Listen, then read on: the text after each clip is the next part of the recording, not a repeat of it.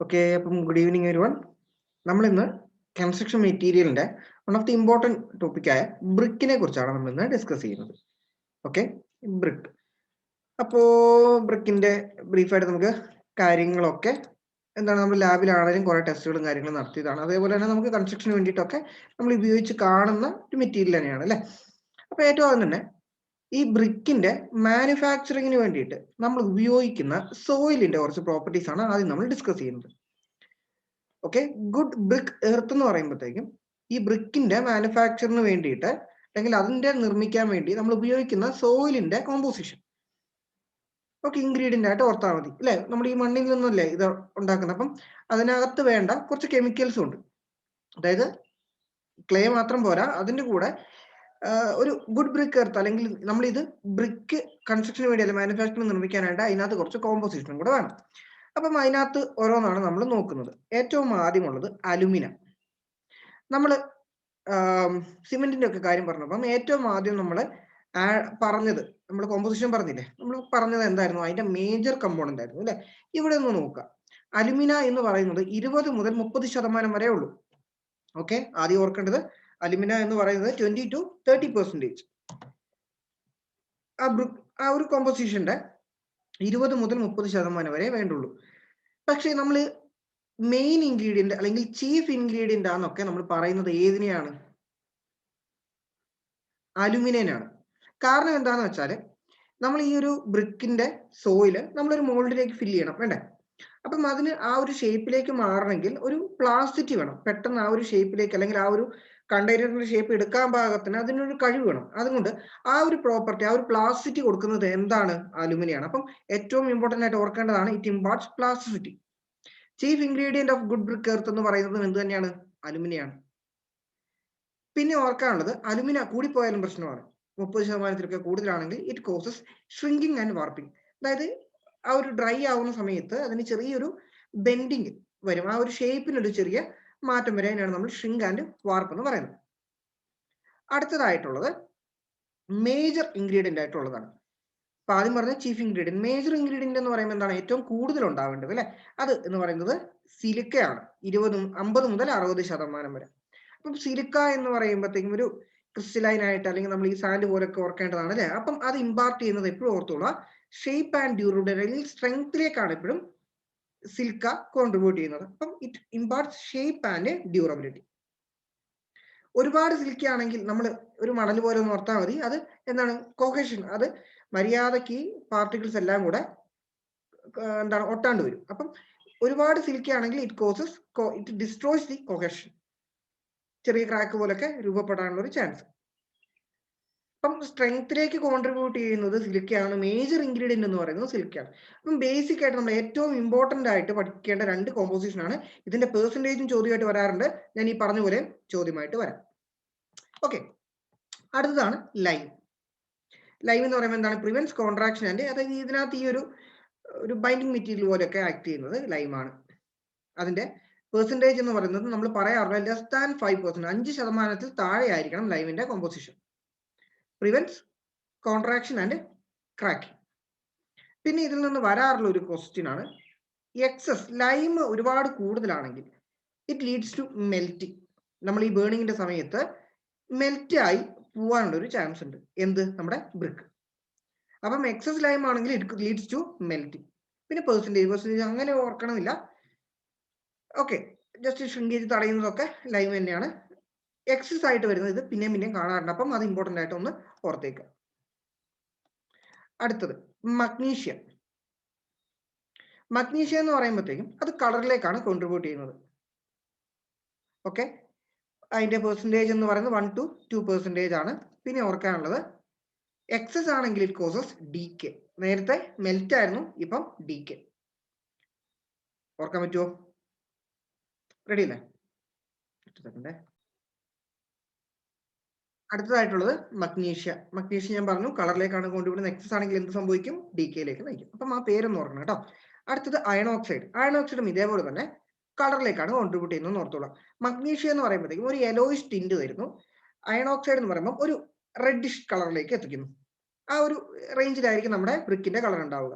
അപ്പം it causes lime to fuse sand. അതായത് ഈ ഒരു കളറിൽ കോൺട്രിബ്യൂട്ട് ചെയ്യുന്ന പോലെ തന്നെ ലൈമിന് സാൻഡിലേക്ക് ഫ്യൂസ് ചെയ്യാനും കൂടെ ഒരു ഫ്ലക്സ് ആയിട്ട് ഇത് ആക്ട് ചെയ്യുന്നുണ്ട്. ഒരു ഹെൽപ്പർ പോലെ അത് ആക്ട് ചെയ്യുന്നുണ്ട്. Imparts colour. പിന്നെ ഇത് കുറവാണെങ്കിൽ ഞാൻ പറഞ്ഞ പോലെ മഗ്നീഷ്യന്റെ ഒരു കളർ പ്രീഡോമിനേറ്റ് ചെയ്തെന്ന് ഓർത്താൽ ഒരു യെലോയിഷ് കളറിലേക്ക് പോകും. ഒരുപാട് ഒരുപാട് അയൺ ഓക്സൈഡ് ഇടുവാണെങ്കിൽ ഒരു ഡാർക്ക് റെഡിലേക്ക് പോകും, അല്ലെങ്കിൽ നമുക്ക് ഡാർക്ക് ബ്ലൂ അല്ലെങ്കിൽ ബ്ലാക്കിഷ് കളറിലേക്ക് എത്തുമെന്ന് ഓർത്താൽ മതി. കളർ കൂടി പോകുന്ന ഒരു അവസ്ഥ, ബ്ലാക്കിഷ് അല്ലെങ്കിൽ ഡാർക്ക് ബ്ലൂ കളറിലേക്ക് അത് മാറുന്നു. ഓക്കെ, അപ്പം മഗ്നീഷ്യ അയൺ ഓക്സൈഡ് റെഡി അല്ലേ? അടുത്തത് നമ്മൾ കോമ്പോസിഷൻ പറഞ്ഞു. ഇനി നമ്മൾ ബേസിക് ആയിട്ട് അറിയേണ്ട ഈ ഒരു ബ്രിക്കിന്റെ കുറച്ച് ക്യാരക്ടറിസ്റ്റിക്സ് അത് ജസ്റ്റ് ഒന്ന് കേട്ടാൽ മതി. It should be sound, hard and well burned. Sound എന്ന് പറയുമ്പോൾ എന്തായിരിക്കണം? എക്സ്പാൻഷൻ ഇതൊക്കെ കൺട്രോൾ ചെയ്യുന്ന രീതിയിൽ അത് ഉണ്ടാവണം. ഹാർഡ് ആൻഡ് വെൽ ബേൺഡ് എന്ന് പറയുമ്പോൾ എന്താണ്? ത്രൂ ഔട്ട് അതിന്റെ ബേൺ ചെയ്യാറുണ്ട് നമ്മൾ, അല്ലേ? ഇത് ബേൺ ചെയ്യുമ്പോഴത്തേക്കും അത് ത്രൂ ഔട്ട് ഒരേ രീതിയിലായിരിക്കണം ബേൺ ആവേണ്ടത്. ബേണിങ്ങും ആ പ്രോസസ്സും നമ്മൾ പറഞ്ഞിട്ടില്ല, ജസ്റ്റ് നമ്മൾ ഇതിന്റെ കൂടെ കുറച്ച് ക്യാരക്ടറിസ്റ്റിക്സ് ഒന്ന് പറഞ്ഞു പോകുന്നു മാത്രം. ഇപ്പം നമ്മൾ കോമ്പോസിഷൻ ആണ് പറഞ്ഞത്, അതിനുശേഷം ജസ്റ്റ് ബ്രിക്കിന് വേണ്ട കുറച്ച് ക്യാരക്ടറിസ്റ്റിക്സ്. അതിന് ക്രാക്ക് ഉണ്ടാവാൻ പാടില്ല, ഹോൾസ് അല്ലെങ്കിൽ ഈ അൺകമ്പൈൻഡ് ആയിട്ട് എന്തെങ്കിലും ഒരു കല്ല് പോലൊക്കെ അതിനകത്ത് ഉണ്ടെങ്കിൽ അതെന്തായിരിക്കും? ഒരു അൺകമ്പൈൻഡ് ആയിട്ട് നിൽക്കും. അതിനാണ് നമ്മൾ ലംസ് ഓഫ് ലൈം പോലെ ഉണ്ടാവുക എന്ന് പറയുന്നത്. അത് നമ്മളിപ്പം ഒരു ബ്രിക്ക് എടുത്ത് ബ്രേക്ക് ചെയ്താലും അതിനകത്ത് ഹോൾസ് പാടില്ല, ഇങ്ങനത്തെ കല്ലുകളൊന്നും പാടില്ല. അപ്പം അതാണ് no cracks, fracture, holes and lumps of lime. വിള്ളല് അങ്ങനത്തെ ഒക്കെ ഓർക്കാൻ പറ്റും, സിമ്പിളാണ്. നമ്മൾ ഇനി നഖം കൊണ്ട് അതിന് മേലെ നമ്മളൊന്ന് സ്ക്രാച്ച് ചെയ്യുവാണെങ്കിൽ ഇംപ്രഷൻ പാടില്ല. അതായത് നമ്മൾ ഒന്ന് മാന്തുമ്പോഴത്തേക്കും അതിനകത്ത് പാട് വരാൻ പാടില്ല. അത് അതിന്റെ ഹാർഡ്നെസ് ടെസ്റ്റ് ആയിട്ടൊന്ന് ഓർക്കുക. 1 മീറ്റർ മേലെ നമ്മളൊരു ഫ്രീ ഫാൾ കൊടുത്താൽ, 1 മീറ്റർ മേലെ നിന്ന് നമ്മൾ വെറുതെ ഇട്ട് കഴിഞ്ഞാൽ അത് പൊട്ടാൻ പാടില്ല. അതും ഒരു ക്യാരക്ടറിസ്റ്റിക്സ് ആണ്. നമ്മൾ ഒരു നല്ല ബ്രിക്കിന് വേണ്ട കുറച്ച് ക്വാളിറ്റീസ് പറയാൻ നേരത്തെ ഇതൊക്കെ വരും. അടുത്തത് when struck together it forms a metallic clinking sound. രണ്ട് നല്ല കട്ടകൾ തമ്മിൽ അടിച്ചു കഴിയുമ്പോഴത്തേക്കും ഒരു മെറ്റൽ ക്ലിങ്ക് ചെയ്യുന്ന പോലത്തെ ഒരു സൗണ്ട് വരണം. Should not absorb water more than, അതായത് ഫസ്റ്റ് ക്ലാസ് ബ്രിക്കിന്റെ ഒരു ക്വാളിറ്റി ആയിട്ട് ഓർക്കേണ്ടതാണ് 20%. ഇപ്പൊ ഫസ്റ്റ് ക്ലാസ് അല്ല, ജസ്റ്റ് നമ്മൾ ഒരു ബ്രിക്കിന്റെ ക്വാളിറ്റി ആയിട്ട് ചോദിച്ചാൽ ഓർത്താൽ മതി 20% കൂടുതൽ വെള്ളം അത് അബ്സോർവ് ചെയ്യാൻ പാടില്ല. 24 മണിക്കൂർ നമ്മൾ വെള്ളത്തിൽ ഇമേഴ്സ് ചെയ്ത് കഴിഞ്ഞാൽ അതിന്റെ വെയിറ്റിന്റെ 20% കൂടുതൽ വെള്ളം അത് അബ്സോർവ് ചെയ്യാൻ പാടില്ല. പിന്നെ ഓർക്കാനുള്ളതാണ്, നമുക്ക് കൺഫ്യൂഷൻ ആയി പോകാനും ചാൻസ് ആണ്, സ്റ്റാൻഡേർഡ് സൈസ് ഓഫ് ബ്രിക്ക് എന്ന് പറയുമ്പോൾ 19x9x9 അല്ലെങ്കിൽ നമ്മൾ മോഡുലാർ സൈസ് എന്ന് പറഞ്ഞാലും ഇത് തന്നെയാണ് എഴുതേണ്ടത്. മോഡുലാർ സൈസ് അല്ലെങ്കിൽ സ്റ്റാൻഡേർഡ് സൈസ്, ബ്രിക്ക് ആയിരിക്കുന്ന അവസ്ഥയിൽ തന്നെ. അതിനാണ് നമ്മൾ എന്ത് പറയുന്നത്? Standard size. Okay, 19x9x9, 19 centimetre length, 9 centimetre അതിന്റെ വീതി, 9 സെന്റിമീറ്റർ അതിന്റെ ഉയരം. ഇനി നോമിനൽ സൈസ് എന്ന് പറയുമ്പോഴത്തേക്കും നമ്മൾ മോർട്ടാറും കൂടി ചേർന്ന് കഴിയുമ്പോഴത്തേക്കും എല്ലാ ഭാഗത്തും 1 സെന്റിമീറ്റർ കൂടുന്നുണ്ടെന്ന് ഓർത്തോളൂ. 19 20 ആവും, 9 10 ആവും, 9 10 ആവും. അപ്പൊ എത്രയായി? 20x10x10. അതായത് മോർട്ടാറും കൂടെ കൂടിയ ആ ഒരു സൈസിനാണ് നമ്മൾ വാളൊക്കെ കൺസ്ട്രക്ട് ചെയ്യുന്നത് 20 സെന്റിമീറ്റർ തിക്നെസ്സിലായിട്ടാണ്. എന്ന് പറയുമ്പോൾ അതിനകത്ത് മോർട്ടാറും കൂടെ വരുന്നില്ല. അതില്ലാത്ത അവസ്ഥയിലാണെങ്കിൽ 19 സെന്റിമീറ്റർ നമ്മൾ വീതി പറയാറുള്ളൂ. നമ്മൾ എപ്പോഴും അങ്ങനെ കേട്ടിട്ടുണ്ടോ? അപ്പം അതിനെ പറയുന്നതാണ് നോമിനൽ സൈസ്, 20x10x10. ഓക്കെ, അത് കൺഫ്യൂഷൻ ആയി പോകാൻ ചാൻസ് ഉണ്ട്, തെറ്റിച്ചേക്കരുത് കേട്ടോ. കാരണം നമ്മൾ എപ്പോഴും ഓർക്കുക 20 എന്നല്ലേ. അതുകൊണ്ടാണ് പറഞ്ഞത് സ്റ്റാൻഡേർഡ് സൈസ് അല്ലെങ്കിൽ മോഡുലാർ സൈസ് എന്ന് പറയുമ്പോൾ 19x9x9 എടുക്കണം. ഇനി അടുത്തത് brick should B truly rectangular with side exactly 90 degree. അതായത് നമ്മൾ ആ മോൾഡ് ചെയ്ത് കഴിയുമ്പോഴത്തേക്കും അതിന്റെ സൈഡ്സ് എല്ലാം 90 ഡിഗ്രി തന്നെ വരണം. വെൽ ബേൺഡ് ബ്രിക്ക് വിത്ത് ടിപ്പിക്കൽ ബ്രിക്ക് റെഡ് കളർ, അതായത് ആ ഒരു കളറും എല്ലാ ഭാഗത്തും യൂണിഫോം ആയിരിക്കണം എന്നൊന്ന് ഓർത്താൽ മതി കേട്ടോ. നെക്സ്റ്റ് വൺ കഴിഞ്ഞിട്ടില്ല, ഇനി കുറച്ച് പ്രോപ്പർട്ടീസും കൂടിയാണ്. ഡെൻസിറ്റി എന്ന് പറയുന്നത് 1 മീറ്റർ ക്യൂബ് അതിന്റെ വെയിറ്റ് എന്ന് പറയുന്നത് 1700 മുതൽ 1900 കിലോഗ്രാം പെർ മീറ്റർ ക്യൂബ് ആയിരിക്കണം ഡെൻസിറ്റി ഓഫ് ദി ബ്രിക്ക്. അതിന്റെ കംപ്രസീവ് സ്ട്രെങ്ത് എന്ന് പറയുന്നത് 35 kilogram per centimetre square. Compressive strength of good, അതായത് ഇതിന്റെ താഴെ പോകാൻ പാടില്ല. 3.5 നമ്മൾ വേറെ യൂണിറ്റിൽ ഞാൻ പറയാം 35 കിലോഗ്രാം പെർ സെന്റിമീറ്റർ സ്ക്വയർ അല്ലെങ്കിൽ 3.5 ന്യൂട്ടൺ പെർ mm സ്ക്വയർ. രണ്ടിലും ഒരു വ്യത്യാസം ഇത്രേ ഉള്ളൂ, 3.5 ആവും. ഡിവൈഡ് ബൈ 10 ചെയ്താൽ മതി ന്യൂട്ടൺ പെർ mm സ്ക്വയറിലേക്ക് മാറ്റണമെങ്കിൽ. ഇവിടെ ചെക്ക് ചെയ്ത് നോക്കാം, കുഴപ്പമില്ല. കിലോഗ്രാമിനെ ന്യൂട്ടൺ കിലോഗ്രാം ഫോഴ്സ് ആണ് എന്ത് ന്യൂട്ടൺ ആയിട്ട് വരുന്നത് അല്ലേ. ഓക്കെ, മാസിന്റെ ആക്സിലറേഷൻ എടുക്കണം കേട്ടോ, മാറിപ്പോരുതേ. അടുത്തത് ഇത് മനസ്സിലായാലും 35 കിലോഗ്രാം പെർ സെന്റിമീറ്റർ സ്ക്വയർ അല്ലെങ്കിൽ 3.5. ഞാൻ രണ്ടിലും പറഞ്ഞു തന്നിട്ടുണ്ട്. തെറ്റിച്ചേക്കരുത്. യൂണിറ്റ് നോക്കിയിട്ട് ആൻസർ ചെയ്യണം. ഈ 3.5 നിങ്ങൾ ഇതിനു മുമ്പ് ചിലപ്പോൾ കേട്ടിട്ടുണ്ടാവാം. മറ്റേതാണ് ചിലപ്പോൾ മാർക്കാനുള്ള ചാൻസ്. അപ്പോൾ അതൊന്ന് ഓർത്തേക്ക്. ഷീറിംഗ് സ്ട്രെങ്ത് എന്ന് പറയുന്നത് അങ്ങനെ ചോദിച്ചു കണ്ടിട്ടൊന്നുമില്ല. 50 മുതൽ 70 വരെ kg/cm². പിന്നെ it should B free from calcium, sodium, magnesium and potassium. ആ ഒരു ബ്രിക്ക് എന്ന് പറയുന്നത് ഇത്രയും കോമ്പൗണ്ട്സ് അതിനകത്ത് പാടില്ല, ഈ എലിമെന്റ്സ് അതിനകത്ത് ഉണ്ടാവാൻ പാടില്ല. Should be free from frost action. അതായത് ഈ ക്രാക്സിലൊക്കെ വെള്ളം അബ്സോർവ് ചെയ്ത് അത് ഫ്രീസ് ആയി കഴിയുമ്പോഴത്തേക്കും അത് എക്സ്പാൻഡ് ചെയ്ത് അങ്ങനെ ഒരു ഫ്രോസ്റ്റ് ആക്ഷൻ കാരണം അതിനകത്ത് ക്രാക്ക് വലുതാവാനുള്ള ചാൻസ് ഉണ്ട്. അങ്ങനത്തെ പ്രശ്നങ്ങളിൽ നിന്നും ഇത് ഫ്രീ ആയിരിക്കണം. ഓക്കെ, ഇതിനകത്ത് ഏതെങ്കിലും ഞാൻ ഒന്നുകൂടെ പറഞ്ഞു തരണുണ്ടോ? സിമ്പിൾ ആണോ? ഓക്കെ, ഈ പ്രോപ്പർട്ടീസ് അതേപോലെ തന്നെ ഓർത്തോണം. ഓക്കെ, അടുത്തത് ക്ലാസിഫിക്കേഷനിലേക്ക് പോട്ടെ. ഓക്കെ, അപ്പൊ ക്ലാസിഫിക്കേഷൻ പറയാൻ നേരത്ത് ഏറ്റവും നല്ല ബ്രിക്കായിട്ട് നമ്മൾ പറയുന്നത് ഫസ്റ്റ് ക്ലാസ് ബ്രിക്കാണ്. Superior quality. അതേപോലെ തന്നെ നമ്മളെന്താ മാനുഫാക്ചറിങ് പറഞ്ഞിട്ട് ഇങ്ങോട്ട് വരാം അല്ലെ. ഓക്കെ, മറ്റേത് ഒരു കൺഫ്യൂഷൻ പറഞ്ഞിട്ടുണ്ട്. മാനുഫാക്ചറിങ് പ്രോസസ്സ് പറഞ്ഞിട്ട് നമുക്ക് ബാക്കോട്ട് വരാം. ഓക്കെ, അപ്പൊ മാനുഫാക്ചറിങ് പ്രോസസ്സ് നമ്മൾ ബ്രിക്ക് എർത്തിനെ സെലക്ട് ചെയ്തു. അതിനുശേഷം ഏറ്റവും ആദ്യമാണ് ആ സോയിലിന്റെ സെലക്ഷൻ. അതേപോലെ തന്നെ അതിന്റെ ഒരു പ്രിലിമിനറി ആയിട്ട് നമ്മൾ നടത്തുന്ന കുറച്ച് പ്രിപ്പറേഷൻ. അതിനകത്ത് വരുന്നതാണ് ഡിഗിങ്. നമ്മളൊരു 20 സെന്റിമീറ്റർ സോയിൽ റിമൂവ് ചെയ്തിട്ട് നമുക്ക് ഈ പ്രോപ്പർട്ടീസ് ഒക്കെ ബ്രിക്ക് എർത്ത്, അതായത് അത്യാവശ്യം നല്ല ഗുഡ് ബ്രിക്ക് എർത്ത് ഉള്ള ഏരിയയിലെ സോയിൽ എന്ത് ചെയ്യണം, നമ്മൾ അൺസോയിൽ ചെയ്യണം. അത് അവിടെ നിന്ന് എടുത്ത് നമ്മൾ എന്ത് ചെയ്യണം, ഒരു പ്ലെയിൻ ആയിട്ടുള്ള ഒരു ഏരിയയിലേക്ക് നമ്മൾ സ്പ്രെഡ് ചെയ്യണം. അതാണ് ആദ്യത്തെ പ്രോസസ്, ഡിഗിങ്. രണ്ടാമതായിട്ടാണ് വെതറിങ്. ഓരോന്നായിട്ട് ഞങ്ങൾ എക്സ്പ്ലെയിൻ ചെയ്യും, പേരുകളൊന്ന് കേട്ടേക്കുക. വെതറിങ് കഴിഞ്ഞ് ബ്ലെൻഡിങ്, ബ്ലെൻഡിങ് കഴിഞ്ഞ് എന്താണ്, ടെമ്പറിങ്. ഓക്കെ, അപ്പം രണ്ടാമതായിട്ട് മോൾഡിങ് എന്ന് പറയുമ്പോഴത്തേക്കും നമ്മൾ ആ ഷേപ്പിലേക്ക് ആക്കുന്നതിനാണ് രണ്ട് രീതിയിൽ ചെയ്യാം, ഹാൻഡ് മോൾഡിങ് അല്ലെങ്കിൽ മെഷീൻ മോൾഡിങ്. ഡ്രൈയിങ് എന്ന് പറയുമ്പോഴത്തേക്കും ഷേപ്പ് ആക്കി വെച്ച് നമ്മൾ കുറച്ച് കാലത്തേക്ക് എയർ ഡ്രൈ, സൺ ഡ്രൈ അല്ല എയർ ഡ്രൈ, കാറ്റ് പോകുന്ന രീതിയിൽ ഒരു കുറച്ച് കാലത്തേക്ക് നമ്മൾ എന്ത് ചെയ്യണം, ഡ്രൈയിങ്ങിന് കീപ്പ് ചെയ്യണം.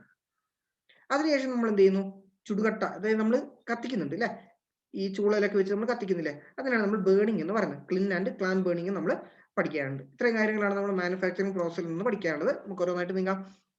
ആദ്യത്തത് സെലക്ഷൻ. നമ്മൾ ആ ഡിഗ് ചെയ്തു ഒന്ന് അൺസോയിൽ ഒന്ന് എടുത്തു വെക്കുന്നതായിട്ട് ഓർത്തോളാം. ഈ ക്ലെയിനെ ഏറ്റവും ആദ്യം നമ്മൾ എന്താ ചെയ്യുന്നത്, വെതറിങ് നോക്കുന്നു. അതായത് ഒരു 20 സെന്റിമീറ്റർ ഹൈറ്റിൽ നമ്മൾ ഇതൊന്ന് സ്പ്രെഡ് ചെയ്ത് വെച്ചിരിക്കുകയാണ് ഒരു 2-3 മാസത്തേക്ക്. എന്തിനു വേണ്ടിയിട്ടാണ്, അതിനകത്തുള്ള മോയ്സ്ചർ കണ്ടന്റ് ഒക്കെ എല്ലാ ഭാഗത്തേക്കും ഒരേ രീതിയിൽ എത്തുന്ന രീതിയിൽ കുറച്ചും കൂടി ഒന്ന് അത് സോഫ്റ്റ് ഒക്കെ ആവാൻ വേണ്ടി നമ്മൾ കീപ്പ് ചെയ്യുന്നതിനാണ് നമ്മൾ എന്ത് പറയുന്നത്, വെതറിങ് എന്ന് പറയുന്നത്. വെതറിങ് ആക്ഷന് അത് നേരിട്ട് അഫക്ട് ചെയ്ത രീതിയിൽ നിൽക്കുകയാണ്, അതിനുകൊണ്ട് വെതറിങ് എന്ന് പറയുന്നു. ഓക്കെ, രണ്ടാമതായിട്ടാണ് ബ്ലെൻഡിങ്. നമ്മളിപ്പോ കുറച്ച് പ്രോപ്പർട്ടീസ് പറഞ്ഞില്ലേ, ഗുഡ് ബ്രിക്ക് എർത്തിന് വേണ്ട കുറച്ച് കോമ്പോസിഷൻ പറഞ്ഞില്ലേ. ഇതിനകത്ത് എന്തെങ്കിലും ഒരു കുറവോ കൂടുതലോ ഉണ്ടെങ്കിൽ നമ്മൾ എന്ത് ചെയ്യണം, അത് നമ്മൾ ആഡ് ചെയ്യണം.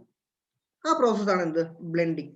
കോമ്പോസിഷൻ ചെക്ക് ചെയ്യുക, ഏതെങ്കിലും എക്സസ് ആണെങ്കിൽ അത് റിമൂവ് ചെയ്യാനുള്ള വഴികൾ നോക്കുക, എന്തെങ്കിലും കുറവുണ്ടെങ്കിൽ അത് ആഡ് ചെയ്യാനുള്ള വഴികൾ നോക്കുക. അതിനാണ് നമ്മൾ എന്ത് പറയുന്നത്, ബ്ലെൻഡിങ് എന്ന് പറയുന്നത്.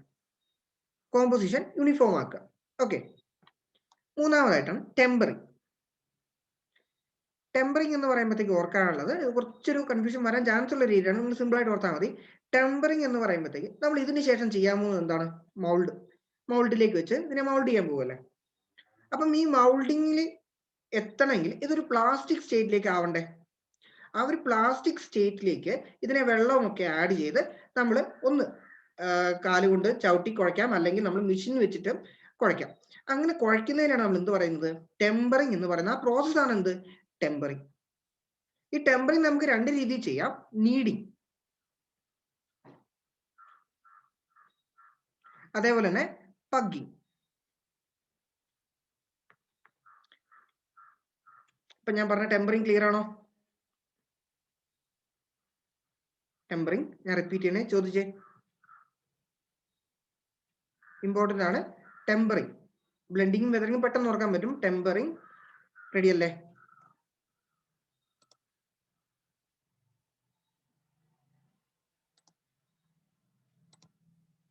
പറഞ്ഞേ, ടെമ്പറിങ് റെഡി അല്ലേ?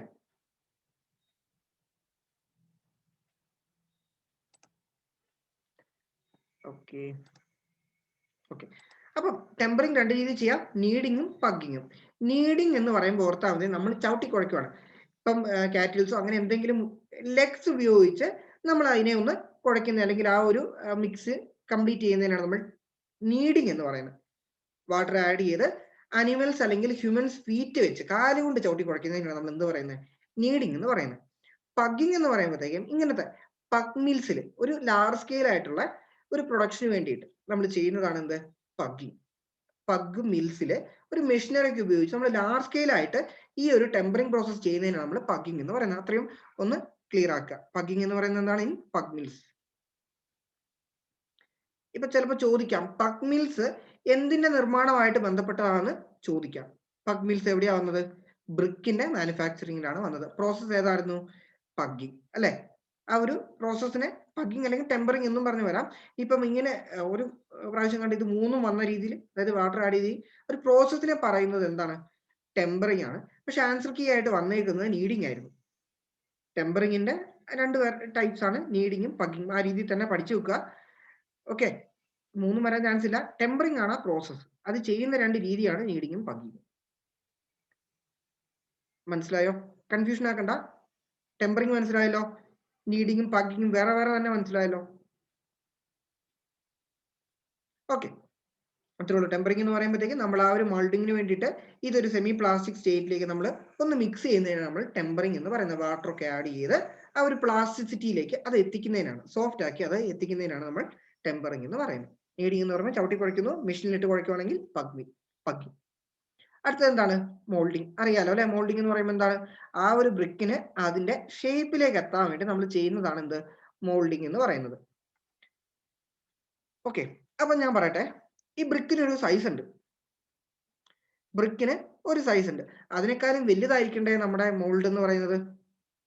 മോൾഡ് എന്ന് പറയുമ്പോൾ അച്ച്, ഇത്ര ഓർത്താൽ മതി. ഓക്കെ, ഏതാണ്ട് 10% ലാർജർ ആയിട്ടുള്ള ഒരു മെറ്റീരിയൽ ആണ്, അല്ലെങ്കിൽ അതിന്റെ ഡയമെൻഷൻ എന്ന് പറയുന്നത് ഇതിനേക്കാളും ഒരു 10% കൂടുതലായിരിക്കും എന്നൊന്നും ഓർത്തില്ല. ഒരു ലാർജ് ഡയമെൻഷൻ വേണമെന്ന് ഓർത്തില്ല. 10% നമ്മൾ എന്ത് ചെയ്യുന്നത്, ഇൻക്രീസ് ചെയ്യുന്നത് കൂടെ ഓർക്കാൻ പറ്റൂലോ. ഓക്കെ, ഇങ്ങനെ നമ്മൾ അച്ചില് ഈ എന്താണ് ടെമ്പർ ചെയ്തിരിക്കുന്ന സോയിൽ മിക്സ് ചെയ്ത് എന്താണ് നമ്മൾ ഒരു അമർത്തി നമ്മൾ കൊണ്ടുപോയിട്ട് എയർ ഡ്രൈ വെക്കുന്ന ആ ഒരു പ്രോസസ്സാണ് എന്ത്, മോൾഡിങ് എന്ന് പറയുന്നത്. അപ്പൊ ഈ മോൾഡിങ്ങിൽ നിന്ന് ഓർക്കാനുള്ള കുറച്ച് പോയിന്റ്സ് പറയാം. രണ്ട് രീതിയിൽ നമുക്ക് ഇത് ചെയ്യാം, ഹാൻഡ് മോൾഡിങ്ങും മെഷീൻ മോൾഡിങ്ങും. ഒരു ലാർജ് സ്കെയിൽ ആയിട്ട് നമുക്കിത് വേണം, അതേപോലെ തന്നെ നല്ല ക്വാളിറ്റിയിലൊക്കെയാണ് വേണ്ടതെങ്കിൽ നമ്മൾ എന്തിലേക്ക് പോകണം, മെഷീൻ മോൾഡിങ്ങിലേക്ക് പോകണം. അപ്പം ഒരു സ്മോൾ സ്കെയിൽ ആയിട്ടുള്ള പ്രൊഡക്ഷന് വേണ്ടിയിട്ടായിരിക്കും എന്തുണ്ടാവുക, ഹാൻഡ് മോൾഡിങ് ഉണ്ടാവുക. ഓക്കെ, ഈ ഹാൻഡ് മോൾഡിങ് തന്നെ രണ്ട് രീതിയിൽ നമുക്ക് ചെയ്യാം. ഗ്രൗണ്ട് മോൾഡിങ്ങും മോൾഡഡും, അതേപോലെ തന്നെ ടേബിൾ മോൾഡഡും. നമ്മൾ ഈ കൊണ്ട വെക്കുന്നത് വെറും പ്ലെയിൻ ആയിട്ടുള്ള ഒരു ഏരിയയിലാണെങ്കിൽ ഗ്രൗണ്ട് മോൾഡിങ്. ഒരു ടേബിളിനൊക്കെ മേലെ ഒരു വെൽ അറേഞ്ച്ഡ് ആയിട്ടുള്ള ഒരു പ്ലാറ്റ്ഫോമിന്റെ മേലെയാണ് നമ്മൾ കൊണ്ട വെക്കുന്നതെങ്കിൽ, ഈ മോൾഡ് ചെയ്തത് കൊണ്ട വെക്കുന്നതെങ്കിൽ നമ്മൾ അതിനെ ടേബിൾ മോൾഡഡ് എന്ന് പറയും. ഓക്കെ, അപ്പം ആദ്യം ഹാൻഡ് മോൾഡിങ്ങും മെഷീൻ മോൾഡിങ്ങും. അപ്പം അതിനകത്തുനിന്ന് പഠിക്കാനൊന്നും ഇല്ലാന്ന് മനസ്സിലായല്ലോ. രണ്ട് രീതിയാണ് ജസ്റ്റ്, ഹാൻഡും മെഷീനും. ഹാൻഡ് എന്ന് പറയുമ്പോൾ എന്താണ് സ്മോൾ സ്കെയിലും, മെഷീൻ എന്ന് പറയുമ്പോൾ ഒരു ലാർജ് സ്കെയിലും ആയിരിക്കും കിട്ടുക. അത്രയും റെഡി അല്ലേ? ഗ്രൗണ്ടിലാണ് നമ്മളിത് പ്ലേസ് ചെയ്യുന്നതെങ്കിൽ ഗ്രൗണ്ട്, ടേബിളിന്റെ മേലെ പ്ലേസ് ചെയ്യണമെങ്കിൽ ടേബിൾ മോൾഡ്. ഇനിയുള്ളതാണ് ഒരു ഇമ്പോർട്ടന്റ് ആയിട്ട് ഓർക്കാനുള്ളത്, സ്ലോപ്പ് മോൾഡഡും സ്ലാന്റ് മോൾഡഡും. ഓക്കെ, അപ്പൊ സ്ലാന്റ് മോൾഡഡ് എന്ന് പറയുമ്പോഴത്തേക്കും ജസ്റ്റ് ഒന്ന് വലിച്ചു നോക്കാം. നമ്മൾ ഇതിന്റെ അച്ച് എടുത്തു അല്ലെ. ഈ അച്ച് ഒരു പ്രാവശ്യം ബ്രിക്ക് ഉപയോഗിച്ചതിന് ശേഷം നമ്മൾ പിന്നെ അത് ഉപയോഗിക്കുന്നതിന് മുമ്പ് നമ്മൾ എന്ത് ചെയ്യണം, നമ്മളിപ്പോൾ ഈ കോൺക്രീറ്റ് ഒക്കെ ചെയ്യുന്നതിന് മുമ്പായിട്ട് നമ്മൾ അതിന്റെ ആ ഷട്ടറൊക്കെ നമ്മൾ ഓയിൽ ചെയ്യുന്നത് കണ്ടിട്ടുണ്ടോ? ആ ഒരു ഫ്രിക്ഷൻ, അല്ലെങ്കിൽ നിങ്ങളിപ്പം എല്ലാവരും ഇപ്പൊ വീട്ടിൽ കേക്ക് ആക്കുന്ന പരിപാടികളൊക്കെ ഉണ്ട് അല്ലെ. അപ്പൊ അങ്ങനെ ഹോം മെയ്ഡ് കേക്കിനാണെങ്കിലും നമ്മൾ ആ അച്ചിന് ഉള്ളിലാക്കി നമ്മൾ എന്ത് ചെയ്യുന്നുണ്ട്, ഗീ തേക്കുന്നുണ്ട് അല്ലെ. അതേ രീതിയിൽ ഈ മൗൾഡിന്റെ ഉള്ളിലും എന്ത് ചെയ്യണം, നമ്മൾ ചെറുതായിട്ട് ആ ഒരു ഫ്രിക്ഷൻ അതിനകത്ത് പിന്നെ ഒട്ടിപ്പിടിച്ചിരിക്കാണ്ടിരിക്കാൻ നമ്മൾ എന്തെങ്കിലും ഒന്ന് തേക്കണം. രണ്ട് രീതിയിൽ നമുക്ക് ആ ഒരു ഇത് അപ്ലൈ ചെയ്യാം. ഒന്ന് എന്ന് പറയുന്നത് നമുക്ക് സാൻഡ് സ്പ്രിങ്കിൾ ചെയ്യാം. ആ ഒരു അച്ചിൽ കൂടെ നമ്മൾ എന്ത് ചെയ്യുന്നു, കുറച്ച് മണൽ വിതറുന്നു. മണൽ വിതറുമ്പോൾ എന്താ, സൈഡിൽ കൂടെ ഈ മണൽ പതിച്ചിരിക്കും. നമ്മൾ ഇതിനകത്ത് എന്ത് ചെയ്യുന്നു, ഈ ടെമ്പർ ചെയ്തിരിക്കുന്ന സോയിൽ നമ്മൾ ആഡ് ചെയ്യുന്നു, പ്രസ് ചെയ്യുന്നു, നമ്മൾ എന്ത് ചെയ്യുന്നു, കൊണ്ടുപോയി വെക്കുന്നു. അപ്പം ഇതിന്റെ സർഫസ് റഫ് ആയിരിക്കുമോ സ്മൂത്ത് ആയിരിക്കുമോ? നമ്മൾ വെതർ ചെയ്ത് എന്താണ്, മണൽ അല്ലെ. അപ്പൊ അതിന്റെ സൈഡുകളിൽ മൊത്തം മണൽ ഉണ്ടാവാനുള്ള ചാൻസ് ഉണ്ടോ? അപ്പം ഓട്ടോമാറ്റിക് ആയിട്ട് അതിന്റെ സൈഡ്സ് റഫ് ആയിരിക്കുമോ സ്മൂത്ത് ആയിരിക്കുമോ? എന്തായിരിക്കും?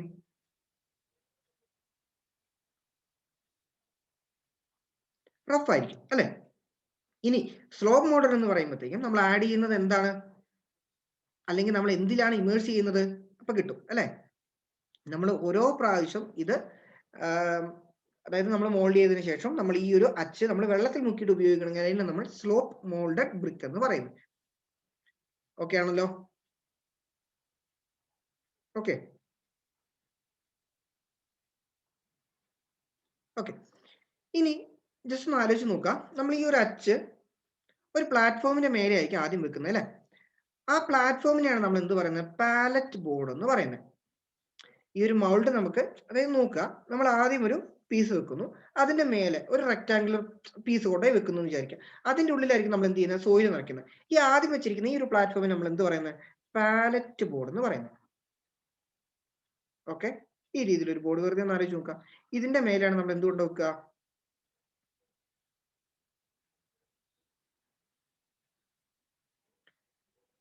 ബ്രിക്ക് വെക്കാനുള്ള ആ ഒരു മോൾഡ് കൊണ്ട് വെക്കുന്നത്. ഈ പ്ലാറ്റ്ഫോം, ഈ ബോർഡിനാണ് നമ്മൾ എന്ത് പറയുന്നത്? Pallet board. ഇനി ഒരു ബോർഡും കൂടെ പഠിക്കാനുണ്ട്, ഫ്രോഗിന്റെ പാലറ്റ് എന്ന് പറയുമ്പോൾ നമ്മൾ ഫ്രോഗ് എന്ന് പറയുന്നത് അറിയോ? ഫ്രോഗ് എന്ന് പറയുന്നത് എന്താണ്? ഇതിന്റെ മേലെ ഒരു ചെറിയ ഡിപ്രഷൻ 10 mm മുതൽ 20 mm വരെ സൈസ് ഉള്ള ഒരു ചെറിയ ഡിപ്രഷൻ നമ്മൾ ഇതിന്റെ മേലെ കൊടുക്കുന്നുണ്ട്, ബ്രിക്കിന്റെ മേലെ. അതെന്തിനു വേണ്ടിയിട്ടൊക്കെ ഞാൻ പറയാം. അതിനെയാണ് നമ്മൾ എന്ത് പറയുന്നത്? ഫ്രോഗ് എന്ന് പറയുന്നത്. ഓക്കെ ഓക്കെ ആണോ? ഞാൻ പറഞ്ഞേ.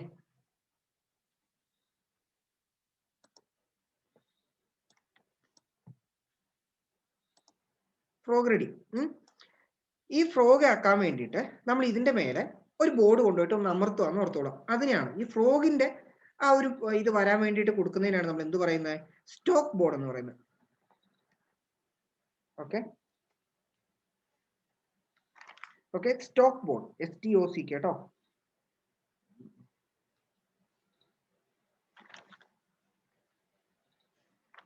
ഓക്കെ, STOC സ്റ്റോക്ക് ബോർഡ് റെഡിയാണോ? അപ്പം പാലറ്റ് ബോർഡും സ്റ്റോക്ക് ബോർഡും റെഡിയാണ്. ഓക്കെ അല്ലേ? ഓക്കെ, ഇനി നോക്കുക, ഇപ്പൊ നമുക്ക് ഇവിടം വരെ കിട്ടിയിട്ടുണ്ട്. അപ്പോ ഗ്രൗണ്ട് മോൾഡ് മനസ്സിലായി, ടേബിൾ മോൾഡ് മനസ്സിലായി. ഇനി നമുക്ക് മെഷീൻ മോൾഡിംഗ് ആണ്. മെഷീൻ മോൾഡിംഗ് നമുക്ക് രണ്ട് രീതിയിൽ ചെയ്യാം. വയർ കട്ട് ബ്രിക്സ് അല്ലെങ്കിൽ പ്ലാസ്റ്റിക് ക്ലേ മെഷീൻ ഉപയോഗിച്ചും ചെയ്യാം, അതേപോലെ ഡ്രൈ ക്ലേ മെഷീൻസ് ഉപയോഗിക്കാം. പ്ലാസ്റ്റിക് ക്ലേ എന്ന് പറയുമ്പോഴത്തേക്ക് എന്താന്ന് ഓർത്തോളൂ, നമ്മൾ അതിനകത്ത് ഒരു പ്ലാസ്റ്റിക്, അതായത് നല്ല രീതിയിൽ പ്ലാസ്റ്റിക് ആയ എന്ന് പറയുമ്പോൾ എന്താണ്, വാട്ടർ ഒക്കെ ഉള്ള ഒരു മിക്സ് ആണ് നമ്മൾ അതിനകത്തേക്ക് ഫീഡ് ചെയ്യുന്നത്. അപ്പം ആ ഒരു ബ്രിക്കിന്റെ ഡയമെൻഷൻ നിങ്ങൾക്ക് ഇവിടെ കാണാം. ആ ബ്രിക്കിന്റെ ഡയമെൻഷൻ അനുസരിച്ച് ഒരു പീസ് ഇങ്ങനെ പുറത്തേക്ക് വരും. ഈ പീസിനെ അതിന്റെ ലെങ്ത് എത്തി കഴിയുമ്പോഴത്തേക്ക് എന്താണ്, നമ്മൾ കട്ട് ചെയ്യുന്നു. അതിനാണ് നമ്മൾ പ്ലാസ്റ്റിക് ക്ലേ മെഷീൻ. അപ്പം ഇതിൽ നിന്ന് കിട്ടുന്നത് വയർ കട്ട് ബ്രിക്ക് ആണ്. For the manufacturing of wire cut BRICS. റെഡിയാണോ? Okay,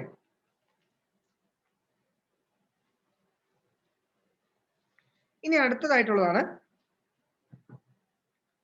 dry clay BRICS. Dry ക്ലേയിൽ എന്ന് പറയുമ്പോഴത്തേക്ക് നമ്മളൊരു പൗഡർ ഫോമിൽ, അതായത് ഇത്ര പ്ലാസ്റ്റിക് അല്ല, ഒരുപാട് വെള്ളമില്ലാത്ത രീതിയിൽ നമ്മളൊരു പൗഡർ ഫോമിലാണ് നമ്മൾ എന്ത് ചെയ്യുന്നത്, ഇതിനകത്തേക്ക് ഈ ഒരു ബ്രിക്ക് എർത്ത് ഫീഡ് ചെയ്യുന്നത് മെഷീനിലേക്ക്.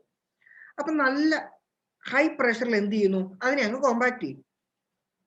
അപ്പം ഇങ്ങനെ നല്ല കോമ്പാക്ട്, അതായത് ആ ഒരു പ്ലാസ്റ്റിക് സ്റ്റേജില് അല്ലാണ്ട് ആ ഒരു ഡ്രൈ സ്റ്റേജ് തന്നെയാണ് നമ്മൾ ഇതിനകത്തേക്ക് എത്തുന്നതെന്ന് ഓർത്തോളൂ. അപ്പം ഈ ഒരു പ്രസ്സിങ്ങിലൂടെയാണ് നമുക്ക് എന്ത് ചെയ്യുന്നത്, അതിന് ആ ഒരു ഷേപ്പ് എത്തുന്നത്. അപ്പം ഇതിനെ നമ്മൾ പ്രസ്ഡ് ബ്രിക്ക് എന്ന് പറയും. ഡ്രൈ ക്ലേ മെഷീനിൽ കിട്ടുന്നത് പ്രസ്ഡ് ബ്രിക്സ്.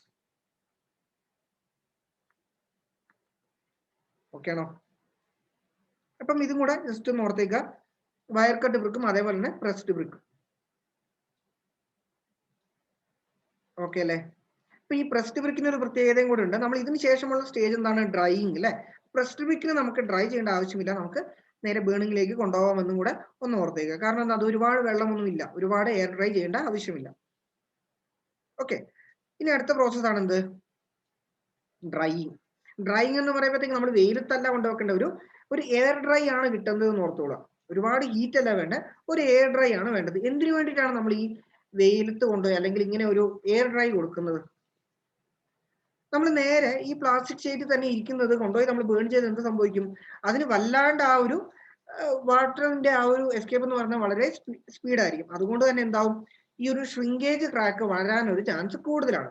അപ്പം ഇങ്ങനെ ഒരു സ്ലോ ആയിട്ട് ഇതിനകത്തുള്ള മോയ്സ്ചർ ഒക്കെ ഒന്ന് ഒഴിവായി ആ ഷ്രിങ്കേജ് ക്രാക്ക് ഫോം ചെയ്യാനുള്ള ടെൻഡൻസി കുറയ്ക്കാൻ വേണ്ടിയിട്ടാണ് നമ്മൾ എന്ത് ചെയ്യുന്നത്? ഡ്രൈ ചെയ്യുന്നത്. ഓക്കെ ആണോ? ഓക്കെ.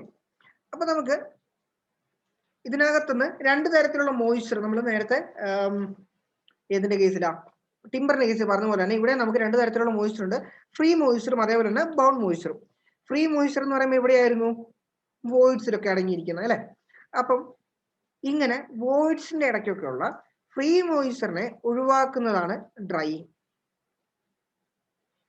സെല്ലിന്റെ അല്ലെങ്കിൽ മോളിക്കുലർ സ്ട്രക്ചറിന്റെ ഉള്ളിലുള്ള മോയ്സ്ചറിനെയാണ് നമ്മൾ ബൗണ്ട് മോയ്സ്ചർ എന്ന് പറയുന്നത്. ഈ ബൗണ്ട് മോയ്സ്ചർ ഒഴിവാണ് നമ്മൾ എന്ത് ചെയ്യണം? ബേൺ ചെയ്യണം. ഫ്രീ മോയ്സ്ചർ എന്ന് പറയുമ്പോഴത്തേക്കും ഫോർ റിമൂവിങ് ദി ഫ്രീ ഓർത്താൽ മതി. ഡ്രൈയിങ് എന്ന് പറയുന്നത് ഫ്രീ മോയ്സ്ചറിനെ ഒഴിവാക്കാനായിട്ടാണ്. ഫ്രീ മോയ്സ്ചർ എന്ന് പറയുമ്പോഴത്തേക്കും moisture entrapped in the voids.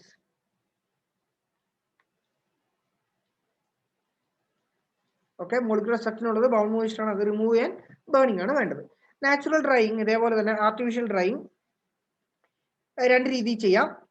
Natural drying എന്ന് പറയുമ്പോഴത്തേക്ക് എന്താണ്? നോർമൽ ആയിട്ടുള്ള ഒരു വേക്കന്റ് ആയിട്ടുള്ള ഒരു പ്രതലത്തിൽ നമ്മൾ കൊണ്ടുപോയി വെച്ച് നാച്ചുറൽ ആയിട്ട് പ്രത്യേകമായിട്ട് നമ്മൾ ടെമ്പറേച്ചർ ഒന്നും കൊടുക്കാണ്ട് തന്നെ ഡ്രൈ ആക്കുന്നതാണിത് നാച്ചുറൽ ഡ്രൈയിങ്. അതിന്റെ ഡ്യൂറേഷൻ എന്ന് പറയുന്നത് 3 to 10 days ആണ്. ഓക്കെ. ആർട്ടിഫിഷ്യൽ ഡ്രൈയിങ് ആണ് നമ്മൾ ആ ഒരു എക്സ്റ്റേണൽ ആയിട്ട് ഒരു അറ്റ്മോസ്ഫിയർ ക്രിയേറ്റ് ചെയ്യണം, കുറച്ചും കൂടെ വാമർ ആയിട്ടുള്ള അറ്റ്മോസ്ഫിയർ ക്രിയേറ്റ് ചെയ്ത് നമ്മൾ ഈ നാച്ചുറൽ ഡ്രൈയിങ് കുറച്ചും കൂടെ സ്പീഡ് ആക്കുന്നതിനാണ് ആർട്ടിഫിഷ്യൽ ഡ്രൈയിങ് എന്ന് പറയുന്നത്. It complete in 1 to 3 days. 1 മുതൽ 3 ദിവസം കൊണ്ട് നമുക്ക് എന്ത് ചെയ്യാൻ പറ്റും? ഇത് നമുക്ക് കംപ്ലീറ്റ് ചെയ്യാൻ സാധിക്കും. ഓക്കെ. ഇനി ഈ ഡ്രൈയിങ് കഴിയുമ്പോഴത്തേക്കും നമുക്ക് ഇതിനകത്ത് വേണ്ട മോയ്സ്ചർ കണ്ടന്റ് എന്ന് പറയുന്നത് ഇറ്റ് ഇസ് ഓൾമോസ്റ്റ് 2% കേട്ടോ. ഡ്രൈയിങ്ങിന് ശേഷം ഇതിനകത്ത് ഉണ്ടാകുന്ന ഒരു മോയ്സ്ചർ കണ്ടന്റ് എന്ന് പറയുന്നത് നമുക്ക് അത്രമാത്രം നമുക്ക് എന്ത് ചെയ്യാൻ പറ്റും? റിമൂവ് ചെയ്യാൻ സാധിക്കും. ഡ്രൈയിങ്ങിന് ശേഷം ആ ബ്രിക്കിന്റെ മോയ്സ്ചർ കണ്ടന്റ് എന്ന് പറയുന്നത് ഇറ്റ് ഇസ് ഓൾമോസ്റ്റ് 2% ആയിരിക്കും കേട്ടോ. ഓക്കെ. ഇനി നമ്മൾ ഈ ആർട്ടിഫിഷ്യൽ ആയിട്ട് ചെയ്യുമ്പോഴത്തേക്കും ഇത് ചെറിയതായിട്ടൊരു റേസ്ഡ് പോർഷനിലായിരിക്കും നമ്മൾ ഇത് വെക്കുന്നത് തന്നെ. ആ നാച്ചുറൽ ആയിട്ട് ഗ്രൗണ്ടിൽ നിന്ന് ചെറുതായിട്ടൊരു റേസ്ഡ് പോർഷനിലായിരിക്കും വെക്കുന്നത്. അങ്ങനെ ഉയർത്തി ഇതിനു വേണ്ടിയിട്ട് ഉണ്ടാക്കിയ പ്ലാറ്റ്ഫോമിനെ നമ്മൾ ഹാക്സ് എന്ന് പറയുന്നുണ്ട്. HACKS. Okay, raised platform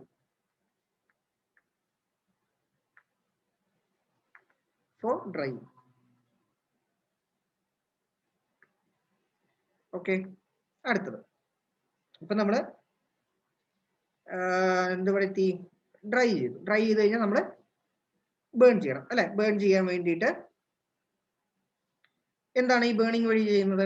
it ഇമ്പാർട്ട്സ് hardness, കുറച്ചും കൂടെ ഹാർഡ്നെസ്സും അതേപോലെ തന്നെ സ്ട്രെങ്ത് എല്ലാം ബ്രിക്കിന് കോൺട്രിബ്യൂട്ട് ചെയ്യുന്നത് ഈ ബേണിംഗ് കഴിയുമ്പോൾ ആയിരിക്കും. ഓക്കെ. ഇതിനകത്തുള്ള മോയ്സ്ചറും കാര്യങ്ങളെല്ലാം പോയി ആ ഒരു പ്ലാസ്റ്റിക് സ്റ്റേറ്റ് നഷ്ടപ്പെട്ട് അത് ഹാർഡായിട്ട്, ഓക്കെ, നല്ല ഹാർഡായിട്ടും അതേപോലെ തന്നെ ഒരു നല്ല സ്ട്രോങ് ആയിട്ടുള്ള ഒരു മെറ്റീരിയൽ ആയിട്ട് മാറുന്നത് ഈ ഒരു ബേണിങ്ങിന് ശേഷമായിരിക്കും. അപ്പം ബേണിംഗ് വഴി എന്തായിരിക്കും റിമൂവ് ആവുന്നത്? അതിന്റെ ബൗണ്ട് മോയ്സ്ചർ റിമൂവ് ആവുന്നു. ഒരുപാട് ബേണിംഗ് ആവുന്ന സമയത്ത്, അതായത് ആ കത്തുന്ന അടുത്ത് ചേർന്ന ഒരു ഭാഗത്ത് കുറച്ച് ബ്രിക്സ് എന്താണ് ഓവർ ബേൺഡ് ആയിപ്പോകും. അപ്പം അങ്ങനെ ഓവർ ബേൺഡ് ആവുന്ന ബ്രിക്ക് നമ്മൾ പെട്ടെന്ന് എന്താണ് അത് പെട്ടെന്ന് പൊട്ടി പോകാനുള്ള ഒരു ചാൻസ് ഉണ്ട്. അപ്പം അത് നമ്മൾ ഈ ഒരു ബല്ലാസ്റ്റ് ഒക്കെ ആയിട്ട് നമ്മൾ ഉപയോഗിക്കാറുള്ളൂ. റെയിൽവേ ബല്ലാസ്റ്റ് ഒക്കെ ആയിട്ട് നമുക്ക് ഉപയോഗിക്കാൻ പറ്റുന്ന ഒരു ഓവർ ബേൺഡ് ബ്രിക്കാണ്. പിന്നെ അണ്ടർ ബേൺഡ് എന്ന് പറയുമ്പോൾ എന്താണ്? ആവശ്യത്തിന് ചൂടെത്തിയിട്ടില്ല അല്ലെങ്കിൽ ആവശ്യത്തിന് മോയ്സ്ചർ അധികം നഷ്ടപ്പെട്ടിട്ടില്ല. അപ്പൊ എന്തായിരിക്കും? അത് സോഫ്റ്റ് ആയിട്ട് എന്താണ് സോഫ്റ്റ് ആയിട്ട് അത് നിൽക്കും. ഓക്കെ അല്ലേ? ഇനി അടുത്തത് നമ്മളൊന്നും പറയാറില്ല, ആ ഒരു റൈസ് ചെയ്യുന്ന ടെമ്പറേച്ചർ എന്ന് പറയുന്നത് ഓൾമോസ്റ്റ് 1200 ഡിഗ്രി വരെ നമ്മൾ എത്തിക്കും. ഓക്കെ. ഫസ്റ്റ് ക്ലാസ് ബ്രിക്ക് ആണെങ്കിൽ 1700 ഡിഗ്രി എത്തിയാലും അതെന്താവാൻ പാടില്ല, മെൽറ്റ് ആവരുന്നൊക്കെ നമ്മൾ പറയും. ജസ്റ്റ് ഓർത്താൽ മതി, ഒരു 1000-1200 ഡിഗ്രി വരെ നമ്മൾ എന്ത് ചെയ്യുന്നു? ഹീറ്റ് ചെയ്യുന്നുണ്ട്. അപ്പം ഈ 650 ഡിഗ്രി എത്തി കഴിയുമ്പോൾ എന്ത് സംഭവിക്കുന്നു?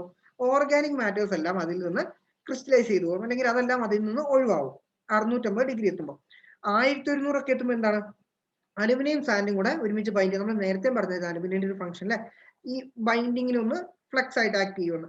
അപ്പം ഈ 1700 ഡിഗ്രിയിലാണ് അതൊന്ന് ആക്റ്റീവ് ആവുക. ഓക്കെ, അതിന്റെ മേലെ നമ്മൾ എന്ത് ചെയ്യണം, ഹീറ്റ് ചെയ്യണം അല്ലെ. രണ്ട് പോർഷൻസിലാണ് നമ്മൾ, രണ്ട് രീതിയിലാണ് നമ്മൾ ഹീറ്റ് ചെയ്യാറുള്ളത്, ക്ലിന്നും ക്ലാമ്പും. ക്ലിന്നും ക്ലാമ്പും. ഇതിനകത്ത് ഏതെങ്കിലും ഞാൻ റിപ്പീറ്റ് ചെയ്യണോ?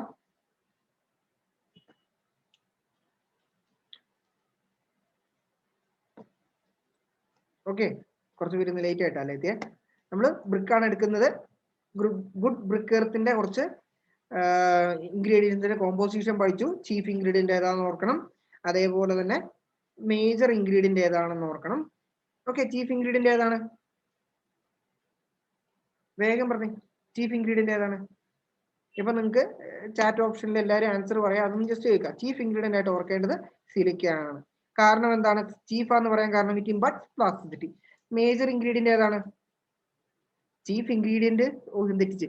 ചീഫ് ഇൻഗ്രീഡിയന്റ് എന്ന് പറയുന്നത് അലുമിനിയാണ്, അത് പ്ലാസ്റ്റിസിറ്റിയിലേക്ക് എത്തിക്കും. മേജർ ഇൻഗ്രീഡിയന്റ് ആണ് ഇത്, മേജർ ഇൻഗ്രീഡിയന്റ് ആണ് സിലിക്ക. സ്ട്രെങ്ത് ആ കാര്യങ്ങളിലൊക്കെ കോൺട്രിബ്യൂട്ട് ചെയ്യുന്നതാണ് എന്ത്, സിലിക്ക എന്ന് പറയുന്നത്. ഓക്കെ, കറക്ഷൻ ഉണ്ട്, പറഞ്ഞിട്ടുണ്ട്. അലുമിനിയാണ് ചീഫ് ഇൻഗ്രീഡിയന്റ്, ഏറ്റവും ഇമ്പോർട്ടന്റ് ആയിട്ടുള്ള ingredient. Major ingredient chief ingredient തമ്മിൽ വ്യത്യാസമുണ്ട്. ചീഫ് എന്ന് പറയുമ്പോഴത്തേക്കും ഏറ്റവും ഇമ്പോർട്ടന്റ് ആയിട്ടുള്ള ഒരു എലിമെന്റ്. അപ്പം അതൊന്നും ഓർത്തോളൂ, അതാണ് കോമ്പോസിഷൻ ഇമ്പോർട്ടന്റ്. പിന്നെ ഓരോന്നിന്റെയും ഫംഗ്ഷൻ നോക്കുക, അത് എക്സസ് ആണെങ്കിൽ എന്ത് ആണ്, ഡെഫിഷ്യന്റ് ആണെങ്കിൽ എന്ത് സംഭവിക്കും എന്നൊക്കെ നോട്ട് ചെയ്യുക. പിന്നെ നമ്മൾ എന്താണ്, മാനുഫാക്ചറിങ് പ്രോസസ്സ് തുടങ്ങി. ആദ്യം നമ്മൾ എന്ത് ചെയ്യുന്നു, ഈ സോയിൽ പ്രിപ്പയർ ചെയ്യുന്നു. അപ്പൊ നമ്മൾ ഡിഗ് ചെയ്യുന്നു. അതിനുശേഷം എന്ത് ചെയ്യുന്നു, കോമ്പോസിഷൻ എന്തെങ്കിലും കുറവുണ്ടെങ്കിൽ നമ്മൾ ബ്ലെൻഡ് ചെയ്യും. അതിനുശേഷം ഇതെല്ലാം കൂടെ ഒരു പ്ലാസ്റ്റിക് നേച്ചറിലേക്ക് എത്തിക്കാൻ വേണ്ടി നമ്മൾ എന്ത് ചെയ്യുന്നു, അതിനെ ടെമ്പർ ചെയ്യുന്നു. ടെമ്പറിങ് രണ്ട് രീതിയിൽ. ടെമ്പർ ചെയ്യുക എന്ന് പറയുമ്പോഴത്തേക്കും ആ പ്ലാസ്റ്റിസിറ്റിയിലേക്ക് എത്തിക്കുകയാണ്. നീഡിങ്ങും അതേപോലെ തന്നെ പഗ്ഗിങ്ങും. നീഡിങ് എന്ന് പറയുമ്പോഴത്തേക്കും കാലുകൊണ്ട് ചവിട്ടി കുഴയ്ക്കുന്നു. പഗ്ഗിങ് എന്ന് പറയുമ്പോഴത്തേക്കും നമ്മൾ മെഷീൻ കൊണ്ട് കുഴയ്ക്കുന്നു. അതിനുശേഷം നമ്മൾ എന്ത് ചെയ്യുന്നു, ഡ്രൈ ചെയ്യുന്നു, അതിനകത്തുള്ള ഫ്രീ മോയ്സ്ചർ ഒഴിവാകാൻ വേണ്ടിയിട്ട്. അതേപോലെ തന്നെ ബേൺ ചെയ്യുമ്പോഴത്തേക്കുമുള്ള ശ്രിങ്കേജ് ഒക്കെ ഒഴിവാകാനായിട്ട്. പിന്നെ എന്ത് ചെയ്യുന്നു, ബേണിങ്ങിലേക്കാണ് എത്തിയേക്കുന്നത്. ഇത്രയാണ് എടുത്തേക്കുന്നത്. അപ്പം കേട്ടവർക്ക് ഒരു റിവിഷനായി. ഫ്രഷ് ആയിട്ടുള്ളവർക്ക് വേറെ ഒന്നും പറഞ്ഞിട്ടൊന്നുമില്ല, ഇത്രയും കാര്യങ്ങളെ പറഞ്ഞിട്ടുള്ളൂ. അത് ജസ്റ്റ് ഒന്ന് നോക്കുക, റെക്കോർഡ് ക്ലാസ് ഉണ്ടല്ലോ, അതും കൂടെ ഒന്ന് കാണാൻ ശ്രമിക്കുക കേട്ടോ. ഓക്കെ, രണ്ട് രീതി ചെയ്യാം, ക്ലിന്നും ക്ലാമ്പും. ഓക്കെ, ജസ്റ്റ് നിങ്ങളുടെ ഒരു അഭിപ്രായം, ഇതിനകത്ത് ക്ലിൻ ആണോ നല്ലത്, ക്ലാമ്പ് ആണോ നല്ലത്? എല്ലാവരും ഒരു ജസ്റ്റ് നിങ്ങളൊന്ന് ലൈവ് ആവാൻ വേണ്ടിയിട്ട്, ക്ലിൻ ആണോ നല്ലത്, ക്ലാമ്പ് ആണോ നല്ലത്? എല്ലാവരും ക്ലിന്ന് പറയുന്നുണ്ടോ?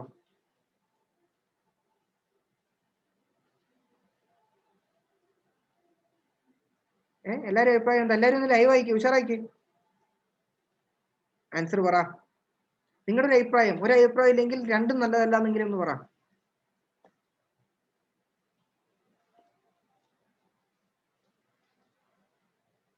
ഓക്കെ ഓക്കെ, ഞാൻ പറഞ്ഞു, ഞാൻ ക്ലാസ്സിൽ മിണ്ടാണ്ടിരിക്കുന്നവരെ ഞാൻ പുറത്താക്കുവേ. പണ്ട് മിണ്ടുന്നവരായിരുന്നു പുറത്താക്കുന്നത്, ഇപ്പൊ മിണ്ടാണ്ടിരിക്കുന്നവരെ പുറത്താക്കുക. ഓൺലൈൻ ക്ലാസ് അങ്ങനെ. ഓക്കെ, ക്ലിന്നും ക്ലാമ്പും. ക്ലാമ്പ് എന്ന് പറയുമ്പോൾ എന്താണ്, നിങ്ങൾ പറഞ്ഞ പോലെ തന്നെ ക്ലിൻ ആണ് കുറച്ച് നല്ലത്. അപ്പൊ ആ രീതിയിൽ തന്നെ മുന്നോട്ട് ഓർക്കുക. ക്ലാമ്പ് എന്ന് പറയുമ്പോഴത്തേക്കും ഈ രീതിയിൽ ഒരു അറേഞ്ച്മെന്റ് ആണ്. ഫ്യൂവലും അതേപോലെ തന്നെ ബ്രിക്ക് നമ്മൾ ആൾട്ടർനേറ്റീവ് ആയിട്ടുള്ള ലേയേഴ്സ് നമ്മൾ എന്ത് ചെയ്യുന്നു, വെക്കുകയാണ്.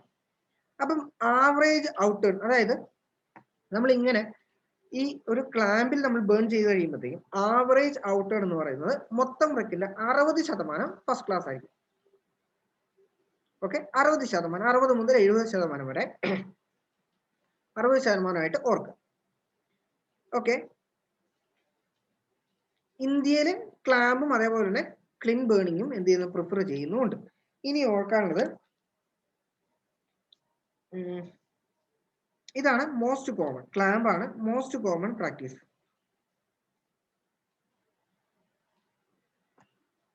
ഓക്കെ, മോസ്റ്റ് കോമൺ പ്രാക്ടീസ് ഏതാന്ന് പറയുമ്പോൾ ഇറ്റ് ഈസ് ക്ലാമ്പ് ആണ്. പിന്നെ ഇതിനകത്തെ ആ ഒരു ബേണിങ്ങും കൂളിങ്ങും അതെല്ലാം കൂടെ ചേർന്ന ടൈം പീരീഡ് എന്ന് പറയുന്നത് 2 to 6 months ആണ്. ഡ്യൂറേഷൻ എന്ന് പറയുന്നത് 2 to 6 months ആണ് ഇതിനകത്ത് ക്ലാമ്പ്. ഇവിടെ നമുക്കൊരു ബേണിംഗ് എന്ന് പറയുന്നത് ആ ഫ്യൂവലും എർത്തും, അതായത് ഫ്യൂവലും സോയിലും അടുത്തടുത്ത ലെയേഴ്സ് ആയിട്ടിരിക്കുന്നതുകൊണ്ട് നമുക്കൊരു അൺകൺട്രോൾഡ് ആയിട്ടുള്ള ഒരു ബേണിംഗ് ആണ് എന്തിൽ വരുന്നത്, ഈ ഒരു ക്ലാമ്പിൽ വരുന്നത്. നമുക്ക് ആ ബേണിംഗ് അല്ലെങ്കിൽ അത് ആ ഒരു പ്രോസസ് നമുക്ക് എന്ത് ചെയ്യാൻ പറ്റും, നമ്മുടെ കയ്യിലില്ല, നമ്മുടെ കൺട്രോളിലില്ല. അത് ഒരു വിശ്വാസത്തിന്റെ പുറത്തങ്ങ് ഓടി തീരാന്ന് ഓർത്തോളാം. ക്ലിൻ എന്ന് പറയുമ്പോഴത്തേക്കും ഓരോരോ ചേമ്പേഴ്സ് ആയിട്ട് ഇതിനെ ഡിവൈഡ് ചെയ്ത് ഒരു 12 ചേമ്പർ.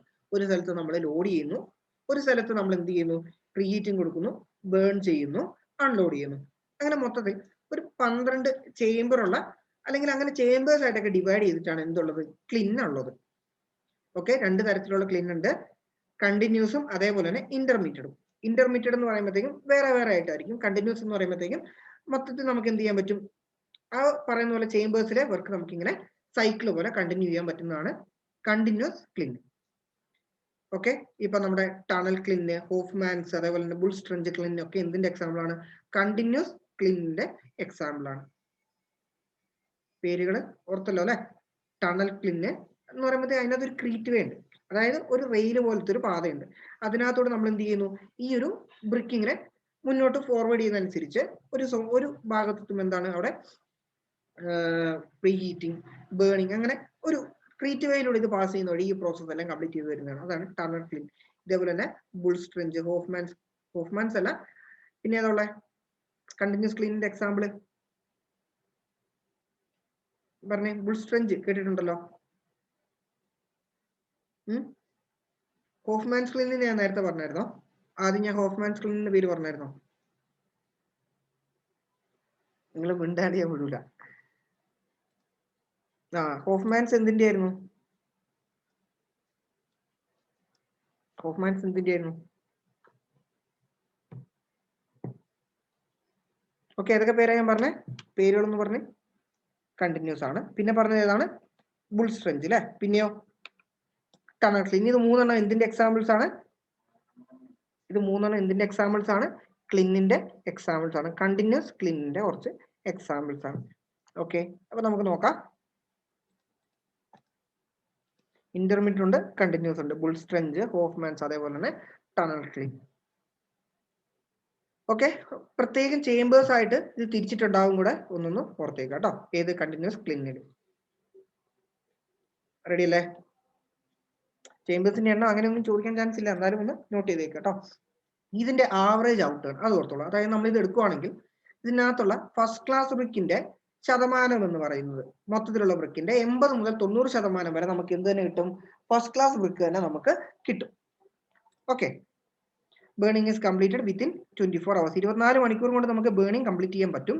നമുക്ക് എന്നിട്ട് ഒരു കുറച്ച് നാളത്തേക്ക് നമ്മൾ എന്ത് ചെയ്യണം, ഇത് ഡ്രൈ ചെയ്യാൻ വേണ്ടി. ആ ഒരു കൂളിംഗ് പീരീഡ് എന്ന് പറയുന്നത് 12 ദിവസമായിരിക്കും. അപ്പം മൊത്തത്തിൽ എന്താണ്, നമുക്ക് കുറച്ചും കൂടെ സ്പീഡായിട്ട് നമുക്ക് ഇതിൽ നിന്നൊരു ഔട്ട്പുട്ട് കിട്ടുന്നില്ലേ. അപ്പം അതും കൂടെ ഒന്ന് ഓർത്തിരിക്കുക കേട്ടോ. 24 മണിക്കൂർ കൊണ്ട് ബേണിംഗ് കഴിഞ്ഞെങ്കിൽ 12 ദിവസം അതിന്റെ കൂളിംഗ് പീരീഡ് ഉണ്ട്. മറ്റേന്ന് പറയുമ്പോൾ എത്രയായിരുന്നു, 2 മുതൽ 6 മാസം വരെയൊക്കെ ടൈം എടുക്കുമായിരുന്നു മൊത്തം പ്രോസസ്സ് കംപ്ലീറ്റ് ചെയ്യാൻ അല്ലേ.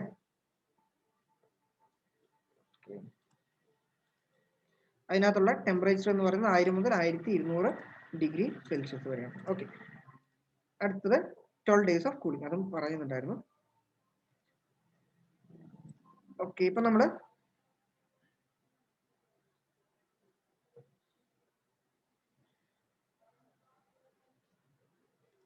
ഇനി നമുക്ക്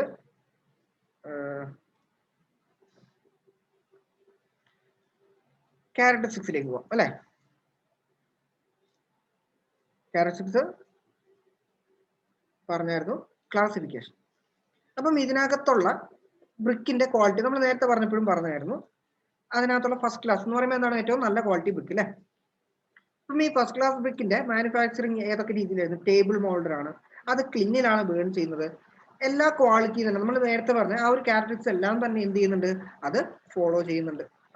ഓക്കെ, ഞാൻ പറയുന്നത് ക്ലിയർ ആവുന്നില്ല? ഒച്ച ഉണ്ടോ? വല്ലാണ്ട് ഒച്ച എടുക്കുന്ന ഒരു സംശയം. ഓക്കെ,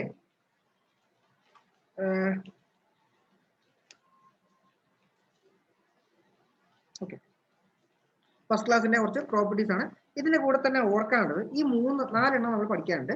ആ 4ന്റെയും വാട്ടർ അബ്സോർപ്ഷൻ അതേപോലെ തന്നെ കംപ്രസീവ് സ്ട്രെങ്ത് കൂടെ നമുക്ക് പഠിച്ചു പോവാം. ഫസ്റ്റ് ക്ലാസ് എന്ന് പറയുമ്പോഴത്തേക്കും വാട്ടർ അബ്സോർപ്ഷൻ ഏറ്റവും കുറവായിരിക്കണം. അതായത് വെള്ളം അബ്സോർവ് ചെയ്യുന്നത് കൂടിയാൽ കൂടുതൽ പ്രശ്നമല്ലേ. അപ്പം വാട്ടർ അബ്സോർപ്ഷൻ എന്ന് പറയുന്നത് മാക്സിമം 20%. 24 മണിക്കൂർ നമ്മൾ വാട്ടർ ഇമേഴ്സ് ചെയ്ത് കഴിഞ്ഞാൽ അതിന്റെ 20% വെയിറ്റിൽ കൂടുതൽ വെള്ളം അത് അബ്സോർവ് ചെയ്യാൻ പാടില്ല.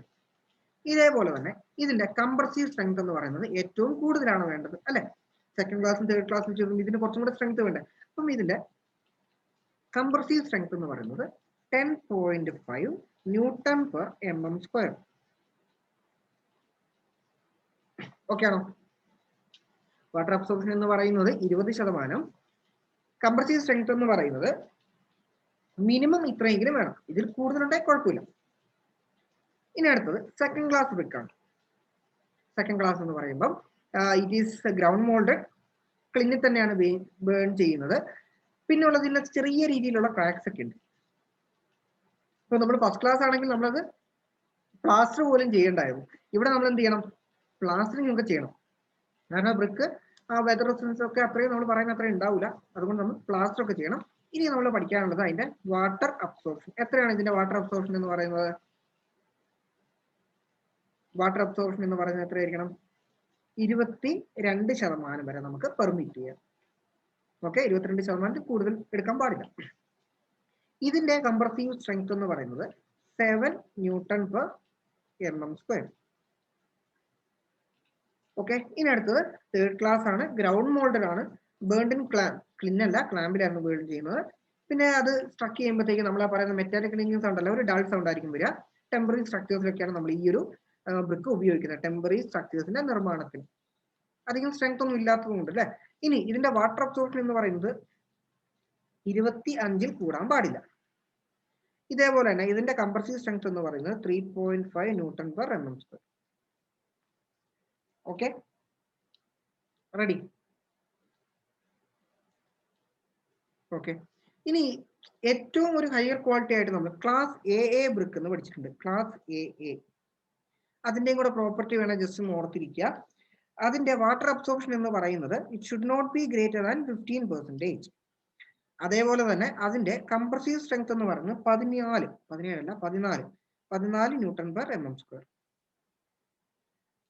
ഓക്കെ ആണോ? ഇതെല്ലാം ഒന്ന് പഠിക്കാൻ പറ്റൂലേ? ഒന്ന് ജസ്റ്റ് ഒന്ന് റൗണ്ട് ചെയ്യാം.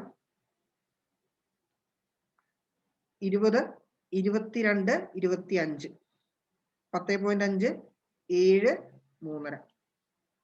ഇതെന്ന് പറയുമ്പോൾ ഇതിനേക്കാളൊക്കെ കുറവായിട്ടൊരു വാല്യൂ. അതുകൊണ്ടാണ് നമ്മൾ ക്ലാസ് എ ബ്രിക്ക് എന്ന് പറയുന്നത്. ഫസ്റ്റ് ക്ലാസിന്റെ തന്നെ ഒരു ഹയർ ഗ്രേഡ് ആയിട്ട് ഓർത്താൽ മതി. ഓക്കെ ആണോ? ഇത്രയും പറഞ്ഞേക്കുന്നത് ഓക്കെ ആണെങ്കിൽ ജസ്റ്റ് ഒന്ന് പറയുമോ? നിങ്ങൾക്ക് മനസ്സിലാവുന്നുണ്ടോ അല്ലെങ്കിൽ ഞാൻ സ്പീഡായി പോകുന്നുണ്ടോ എന്ന് എനിക്ക് മനസ്സിലാവാത്തത് കൊണ്ടാണ് നിങ്ങളുടെ അടുത്ത് ചോദിക്കുന്നത്. അപ്പൊ നിങ്ങൾ പറയണം.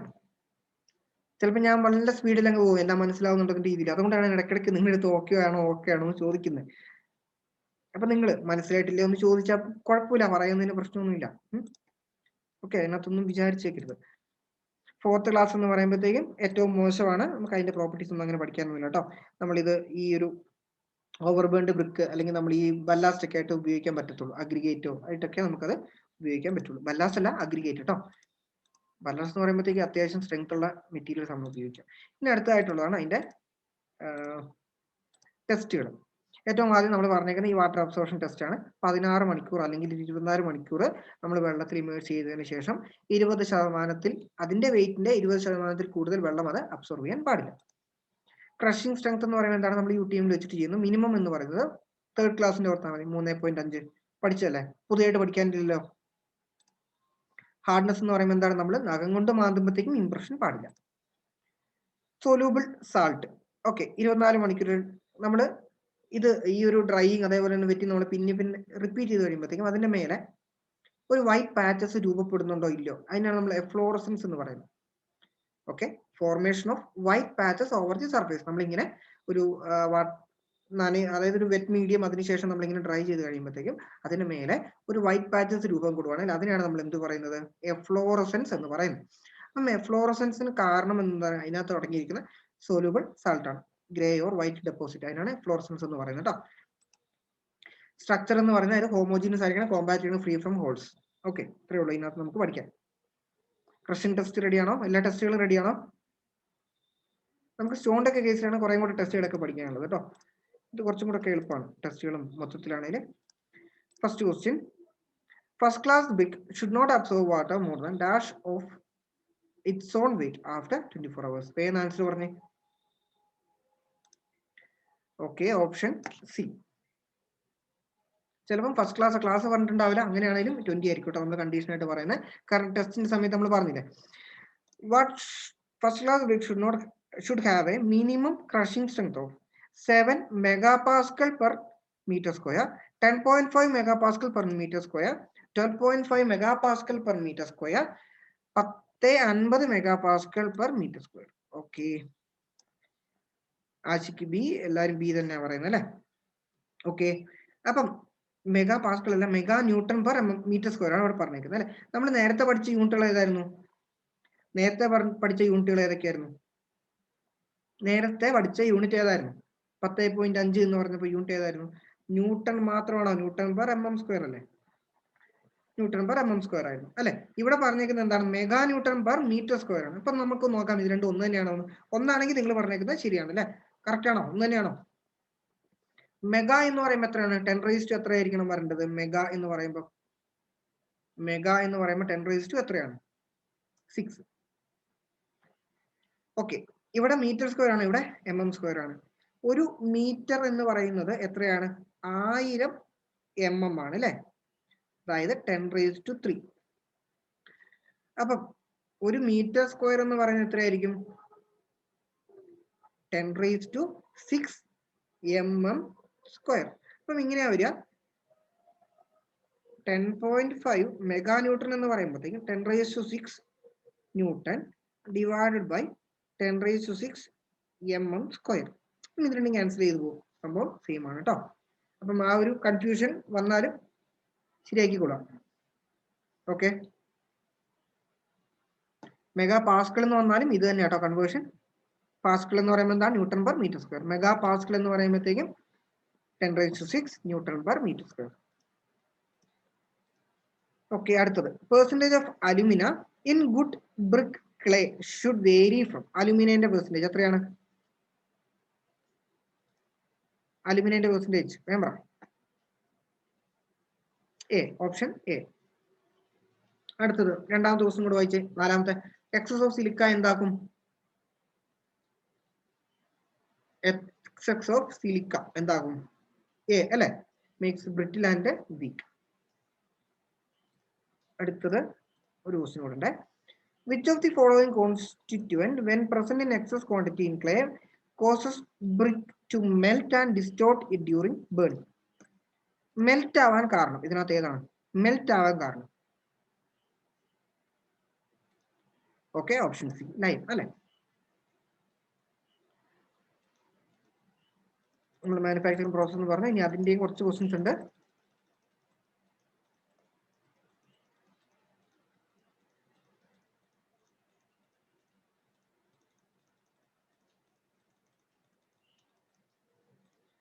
Okay, a brick is considered dry when the moisture content is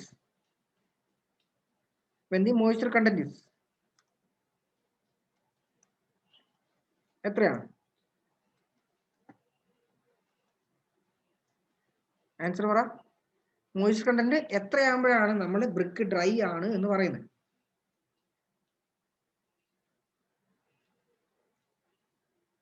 നമ്മൾ പറഞ്ഞായിരുന്നില്ലേ 8 ആണോ?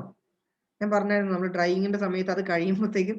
ഓക്കെ, ഷാക്കിർ ആ സമയത്ത് പറഞ്ഞല്ലേ 0 എന്നാണോ ഞാൻ പറഞ്ഞേ? 2%.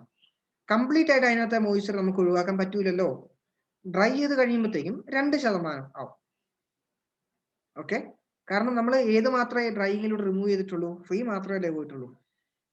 Okay, 1 cubic meter of brick masonry, the number of brick, അതായത് 1 meter cube brick masonry ആക്കാൻ വേണ്ടി നമ്മൾ എത്ര ബ്രിക്സ് വേണം? 500. ഓക്കെ, ആൻസർ 500 ആണ് കേട്ടോ. ഓക്കെ,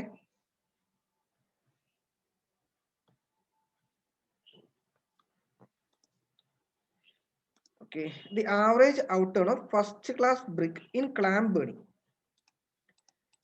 എത്രയാണ്? ക്ലാം ബേണിംഗിലുള്ള ഫസ്റ്റ് ക്ലാസ് ബ്രിക്കിന്റെ ഔട്ട് ടേൺ. ക്ലാം ബേണിംഗ് ആണ്. എത്രയാണ് ഔട്ട് ടേൺ?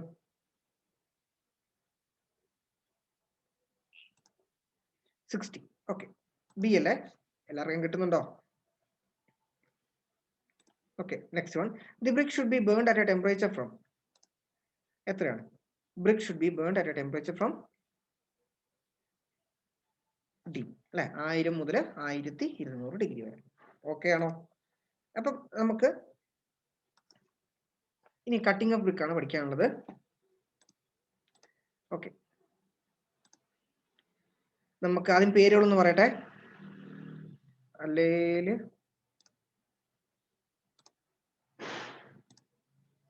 ഓരോന്നായിട്ട് പറയാം. ഇതാണ് സ്റ്റാൻഡേർഡ് ആയിട്ടുള്ള ബ്രിക്ക്. നോക്കുക, ഇതിന്റെ ഡയമെൻഷൻ എന്ന് പറയുന്നത് 20,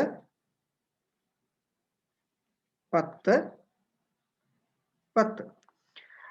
ഈ ഒരു അവസ്ഥ, അതായത് ഇതിന്റെ വിഡ്ത്ത് പകുതിയാവാണ്, ലെങ്ത് അങ്ങനെ തന്നെ റീറ്റെയിൻ ചെയ്യുന്നതിനാണ് നമ്മൾ എന്ത് പറയുന്നത്? ക്യൂൻ ക്ലോസർ എന്ന് പറയുന്നത്. ഓക്കെ, അപ്പൊ നമുക്ക് ഡെഫിനിഷൻ ആണ് അതിനകത്ത് കൺഫ്യൂഷൻ വരിക. When a brick is cutted along its length,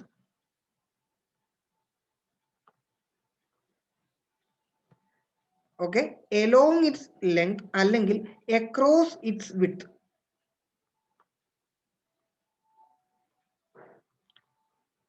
okay, ഇതിനാണ് നമ്മൾ എന്ത് പറയുന്നത്? ക്യൂൻ ക്ലോസർ എന്ന് പറയുന്നത്. നിങ്ങൾ മനസ്സിലാക്കുക, പലപ്പോഴും ഈ ക്വസ്റ്റ്യൻ തെറ്റിച്ച് വരാറുണ്ട്, ആൻസർ കീയിലും വരാറുണ്ട്. എലോങ് ഇൻസ് ലെങ്ത് എന്ന് പറയുമ്പോൾ ലെങ്ത്തിന്റെ എലോങ് ആയിട്ട് നമ്മൾ കട്ട് ചെയ്യുവാണെങ്കിൽ അത് തന്നെയാണ് ക്യൂൻ ക്ലോസർ. വിഡ്ത്തിന്റെ അക്രോസ് ആയിട്ട്, അതിന്റെ വിഡ്ത്ത് ഇങ്ങനെയാണെങ്കിൽ അതിന് അക്രോസ് ആയിട്ട് കട്ട് ചെയ്യുവാണെങ്കിൽ അതും എന്ത് തന്നെയാണ്? ക്യൂൻ ക്ലോസർ ആണ്. കൺഫ്യൂഷൻ ആവണ്ട, പലപ്പോഴും അത് തിരിഞ്ഞു വരാറുണ്ട്, തെറ്റിച്ചേക്കരുത്. ഓക്കെ, അതാണ് ക്യൂൻ ക്ലോസർ. ഇനി നോക്കുക, ബാറ്റ് എന്ന് പറയുമ്പോഴത്തേക്കും എലോങ് ഇറ്റ്സ് വിഡ്ത്ത്. ഇവിടെ എന്താ സംഭവിച്ചേക്കുന്നത്?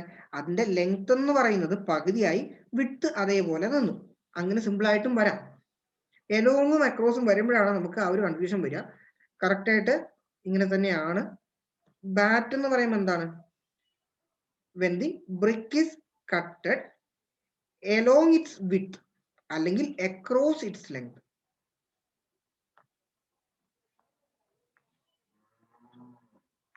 അല്ലെങ്കിൽ along its, നിങ്ങൾ ക്വസ്റ്റ്യൻ പേപ്പർ ഒക്കെ ചെയ്ത് നോക്കാൻ നേരത്തെ തിരിഞ്ഞു വരുന്നുണ്ടെങ്കിലും ഒന്ന് ഓർത്തേക്കുക. അതേപോലെ അത് പിന്നെയും തിരിഞ്ഞു വരാം, പക്ഷെ കറക്റ്റ് ആയിട്ട് ഇങ്ങനെ തന്നെയല്ലേ? ജസ്റ്റ് ഒന്ന് ആലോചിച്ച് നോക്കിയേ, നമ്മൾ പണ്ട് ഒരു ബ്രിഡ്ജ് നിർമ്മിക്കുന്നത് അക്രോസ് എ റിവർ എന്ന് പറയുന്നുണ്ട് അല്ലെ, അതിന് ക്രോസ് ആയിട്ട്. അപ്പം ഇവിടെ ലെങ്ത്തിന്റെ അക്രോസ് ആയിട്ട് നമ്മൾ കട്ട് ചെയ്യുവാണെങ്കിൽ അല്ലേ നമ്മൾ എന്ത് പറയാ? നമ്മൾ എന്ത് പറയാ? ബാറ്റ് എന്ന് പറയാ അല്ലെ? ഓക്കെ അല്ലേടോ? അപ്പൊ നമ്മൾ രണ്ടെണ്ണം പഠിച്ചു, ക്യൂൻ ക്ലോസറും ബാറ്റും.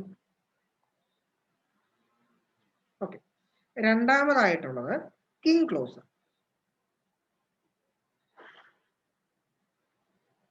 ഓക്കെ, കിങ് ക്ലോസർ എന്ന് പറയുമ്പോഴത്തേക്കും നമ്മൾ ഈ ഒരു ബ്രിക്കിൽ നിന്ന്, സ്റ്റാൻഡേർഡ് ആയിട്ടുള്ള ബ്രിക്കിൽ നിന്ന് ഒരു ട്രയാങ്കുലർ പോർഷൻ നമ്മൾ കട്ട് ചെയ്യുവാണ്. ആ ഒരു ട്രയാങ്കിൾ പോർഷന്റെ പ്രത്യേകത എന്താണെന്ന് വെച്ചാൽ, ഒരു ഭാഗത്ത് ഒരു സൈഡ് എന്ന് പറയുന്നത് ആ ബ്രിക്കിന്റെ പകുതി വീതിയും മറ്റേ സൈഡ് എന്ന് പറയുന്നത് ബ്രിക്കിന്റെ പകുതി നീട്ടമായിരിക്കും. ഇവിടെ കണ്ടോ, ഇവിടെ L/2 എത്തി. ഇവിടെ എന്താണ്? സോറി, ഇത് L/2, ഇത് W/2. അങ്ങനെ നമ്മളൊരു ട്രയാങ്കിൾ പോർഷൻ കട്ട് ചെയ്ത് മാറ്റുവാണെങ്കിൽ ആ ഒരു പോർഷനെ നമ്മൾ, ഈ ഒരു പോർഷനെയാണ് നമ്മൾ എന്ത് പറയുന്നത്? ബാക്കി വരുന്ന ഈ ഒരു പോർഷനെ നമ്മൾ എന്ത് പറയുന്നത്? കിങ് ക്ലോസർ എന്ന് പറയുന്നത്. കിന്നും ക്യൂനും പഠിച്ചല്ലോ. We are removing a triangle portion from the brick such that half the width and half the length of the side is removed. അതിനാണ് നമ്മൾ എന്ത് പറയുന്നത്? കിങ് ക്ലോസർ എന്ന് പറയുന്നത്. ഓക്കെ, ഇനി അടുത്തത് ബിവെൽഡ് ക്ലോസർ.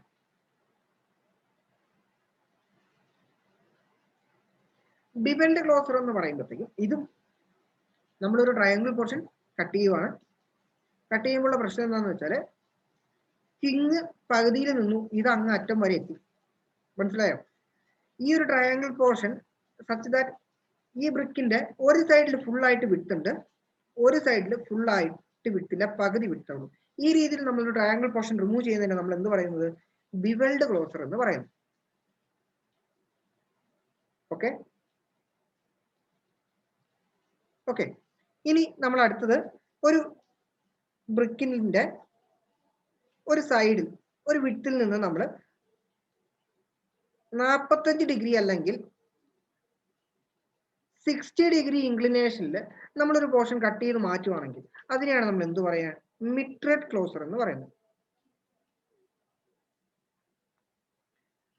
ഓക്കെ, മിഡ്-ത്രെഡ് ക്ലോസർ ഒരു എലോങ് ഇറ്റ്സ് വിട്ട് നമ്മളൊരു 45 ഡിഗ്രി അല്ലെങ്കിൽ ഒരു 50 ഡിഗ്രിയിൽ നമ്മളൊരു പോർഷൻ കട്ട് ചെയ്ത് മാറ്റുവാണെങ്കിൽ അതിനെയാണ് നമ്മൾ എന്ത് പറയുന്നത്? മിഡ്-ത്രെഡ് ക്ലോസർ എന്ന് പറയുന്നത്. ഈ ബാറ്റ് തന്നെ ഒരു 3/4 ഭാഗം നമുക്ക് ബാക്കിയുണ്ടെങ്കിൽ അതിനെ നമ്മൾ എന്ത് പറയുന്നു? 3/4 ബാറ്റ് എന്ന് പറയുന്നു. 1/4 ഭാഗം മാത്രമേ ബാക്കിയുള്ളെങ്കിൽ നമ്മൾ അതിനെ എന്ത് പറയുന്നു? 1/4 ബാറ്റ് എന്ന് പറയുന്നു. ഓക്കെ, ഈ രീതിയിൽ ബ്രിക്കിന്റെ ടോപ്പ് പോർഷനിൽ നമ്മളൊരു ഡിപ്രഷൻ കൊടുക്കുന്നതിനാണ് നമ്മൾ എന്ത് പറയുന്നത്? ഫ്രോഗ് എന്ന് പറയുന്നത്. ഓക്കെ, ബ്രിക്കിന്റെ ടോപ്പ് പോർഷൻ നമ്മൾ ഈ രീതിയിൽ ഒരു ഡിപ്രഷൻ കൊടുക്കുന്നതിനാണ് നമ്മൾ ഫ്രോഗ് എന്ന് പറയുന്നത്. അതിന്റെ ഡെപ്ത് ഒരു 10 mm മുതൽ 20 mm വരെ അല്ലെ? ഓക്കെ, അടുത്തത്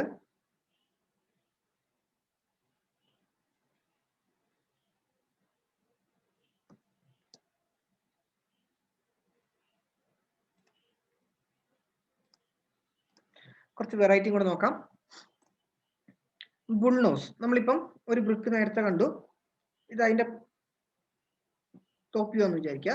നമ്മളൊരു ഭാഗം മാത്രം, ഈ ഒരു ഭാഗം മാത്രം നമ്മളിങ്ങനെ ഒരു കർവായിട്ട് വെക്കുവാണെങ്കിൽ അതിനാണ് നമ്മൾ എന്ത് പറയുന്നത്? ബുൾനോസ് എന്ന് പറയുന്നത്. Okay, one side is rounded. ആ ഒരു ബ്രിക്കിന്റെ ഒരു എഡ്ജ് മാത്രം നമ്മൾ റൗണ്ട് ചെയ്യുവാണെങ്കിൽ അതിനാണ് ബുൾനോസ് എന്ന് പറയുന്നത്. കൗനോസ് എന്ന് പറയുമ്പോഴത്തേക്കും ഇതിന്റെ രണ്ട് എഡ്ജ്, ഈ രണ്ട് സൈഡ് നമ്മൾ എന്ത് ചെയ്യുന്നു? അതിനെയാണ് നമ്മൾ കൗനോസ് എന്ന് പറയുന്നത്. ഡബിൾ റൗണ്ടഡ് അല്ലെങ്കിൽ ഡബിൾ ബുൾനോസ് ആണ് കൗനോസ് എന്ന് പറയുന്നത്. ഓക്കെ, ഫയർ ബ്രിക്സ് എന്ന് പറയുമ്പോഴത്തേക്കും ഒരു ഫയർ ബ്രിക്സ് അല്ലെങ്കിൽ റിഫ്രാക്ടറി ബ്രിക്സ് എന്ന് പറയുമ്പോഴത്തേക്കും ഒരു ഹയർ ടെമ്പറേച്ചർ ഒക്കെ ആയിരിക്കും നമ്മൾ ഇത് മാനുഫാക്ചർ ചെയ്യുന്നത്. അതേപോലെ തന്നെ ഇതിന് ടെമ്പറേച്ചർ, ഒരു ഹയർ ടെമ്പറേച്ചർ ഒക്കെ വന്നാലും അത് റെസിസ്റ്റ് ചെയ്യാനുള്ള ഒരു കേപ്പബിലിറ്റി ഉള്ള ബ്രിക്സിനെയാണ് നമ്മൾ എന്ത് പറയുന്നത്? ഫയർ ബ്രിക്സ് എന്ന് പറയുന്നത്. ഓക്കെ, അപ്പം able to withstand high temperature. Acidic ഉണ്ട്, ബേസിക് ഉണ്ട്, ന്യൂട്രൽ ഉണ്ട്. അപ്പം നമ്മൾ ഇതിനകത്ത് ഓർക്കാനുള്ളത് ഇതിന്റെ ക്രഷിംഗ് സ്ട്രെങ്ത് എന്ന് പറയുന്നത് it is almost 140 kilogram per centimeter square. ഞാൻ ഇവിടെയും പല യൂണിറ്റിലാണ് പറഞ്ഞിരിക്കുന്നത്. 140 kilogram per centimeter square. ഇത് എത്ര ന്യൂട്ടൺ പെർ mm സ്ക്വയർ എന്ന് ആർക്കെങ്കിലും പറയാൻ പറ്റുമോ? റൗണ്ട് ചെയ്ത് ഡിവൈഡ് ബൈ 10 ചെയ്താൽ മതി കേട്ടോ. 40 ന്യൂട്ടൺ പെർ mm സ്ക്വയർ ആയിരിക്കും. പല രീതിയിൽ ക്വസ്റ്റ്യൻ വരാം, അതുകൊണ്ടാണ് ഞാൻ പല യൂണിറ്റിൽ പറഞ്ഞു തരുന്നത്. അതിന്റെ ക്രഷിംഗ് സ്ട്രെങ്ത് എന്ന് പറയുന്നത് 140 കിലോഗ്രാം പെർ സെന്റിമീറ്റർ സ്ക്വയറും അതിന്റെ വാട്ടർ അബ്സോർപ്ഷൻ എന്ന് പറയുന്നത് 5 മുതൽ 10% വരെയാണ്. ഒരുപാട് കാര്യങ്ങളായി ഇതും ചോദിച്ചു കണ്ടിട്ടുണ്ട് ഈ ഫയർ ബ്രിക്കിന്റെ ഈ ഒരു പോർഷൻ. ഓക്കെ ആണോ? ഇനി അടുത്തത് പേവിംഗ് ബ്രിക്ക്. കുറേ കൂടെ കംപ്രസീവ് സ്ട്രെങ്ത് അല്ലെങ്കിൽ അബ്രേസീവ് റെസിസ്റ്റൻസ് ഉള്ള ആ ഒരു ലോഡ് വരുന്ന ഭാഗത്ത് ബിയറിംഗ് റെസിസ്റ്റൻസ് ഉള്ള ബ്രിക്കിനെയാണ് നമ്മൾ എന്ത് പറയുന്നത്? പേവിംഗ് ബ്രിക്ക് എന്ന് പറയുന്നത്. അതിന്റെ കംപ്രഷൻ ക്രഷിംഗ് സ്ട്രെങ്ത് എന്ന് ഓർക്കാം. ക്രഷിംഗ് അല്ലെങ്കിൽ compression strength that is almost 400 kilogram per centimeter square. അടുത്തതാണ് ഈ ഒരു ബ്രിക്കിനകത്ത് കുറെ പോർസ്, ഹോൾസ് ഒക്കെ ഉള്ള. ഓക്കെ, അത് കുറച്ചും കൂടെ ലൈറ്റ് വെയിറ്റ് ഒക്കെ ആവാൻ വേണ്ടിയിട്ട് കുറച്ച് ഹോൾസ് അല്ലെങ്കിൽ ഡ്രെയിൻ ആയിട്ടൊക്കെ ഉപയോഗിക്കാൻ പറ്റുന്ന ബ്രിക്കാണ് പെർഫോറേറ്റഡ് ബ്രിക്സ്. അതിനകത്തുള്ള ആ പെർഫോറേഷന്റെ ഏരിയ എന്ന് പറഞ്ഞാൽ 30 മുതൽ 35%, ടോട്ടൽ ഏരിയന്റെ 30 മുതൽ 35% വരെ എന്താണ് ഇങ്ങനത്തെ ചെറിയ ചെറിയ ഹോൾസ് ആയിരിക്കും. അപ്പം ഇതിന് ഓട്ടോമാറ്റിക് ആയിട്ടും വാട്ടർ അബ്സോർപ്ഷൻ എന്ന് പറയുന്നത് നമ്മൾ പറയാറുള്ളത് 15%, 15%. അതേപോലെ തന്നെ അതിന്റെ ക്രഷിംഗ് സ്ട്രെങ്ത് എന്ന് പറയുന്നത്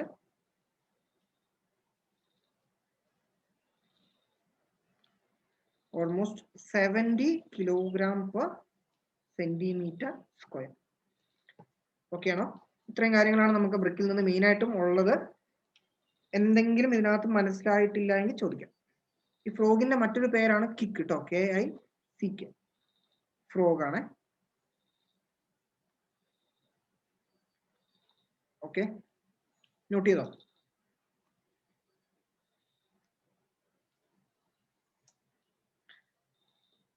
ഓക്കെ, എല്ലാവരും റെഡി അല്ലേ?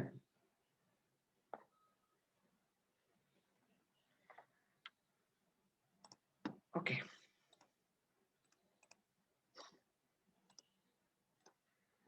the indentation marks left on the brick during the process of molding are known as. During the process of molding. ഏതാണ് ആൻസർ? ബി, ഫ്രോഗ് അല്ലെ? ഓക്കെ ഓക്കെ, അപ്പൊ നമുക്ക് ഇന്നത്തെ ഈ ഒരു ബ്രിക്കിന്റെ സെക്ഷൻ ഇത്രയേ ഉള്ളൂ. ഇത്രയും കാര്യങ്ങളൊക്കെ തന്നെ നല്ല രീതിയിൽ പഠിക്കുക, അതേപോലെ തന്നെ ക്വസ്റ്റ്യൻസ് ഒക്കെ ചെയ്യാൻ ശ്രമിക്കുക കേട്ടോ. ഓക്കെ.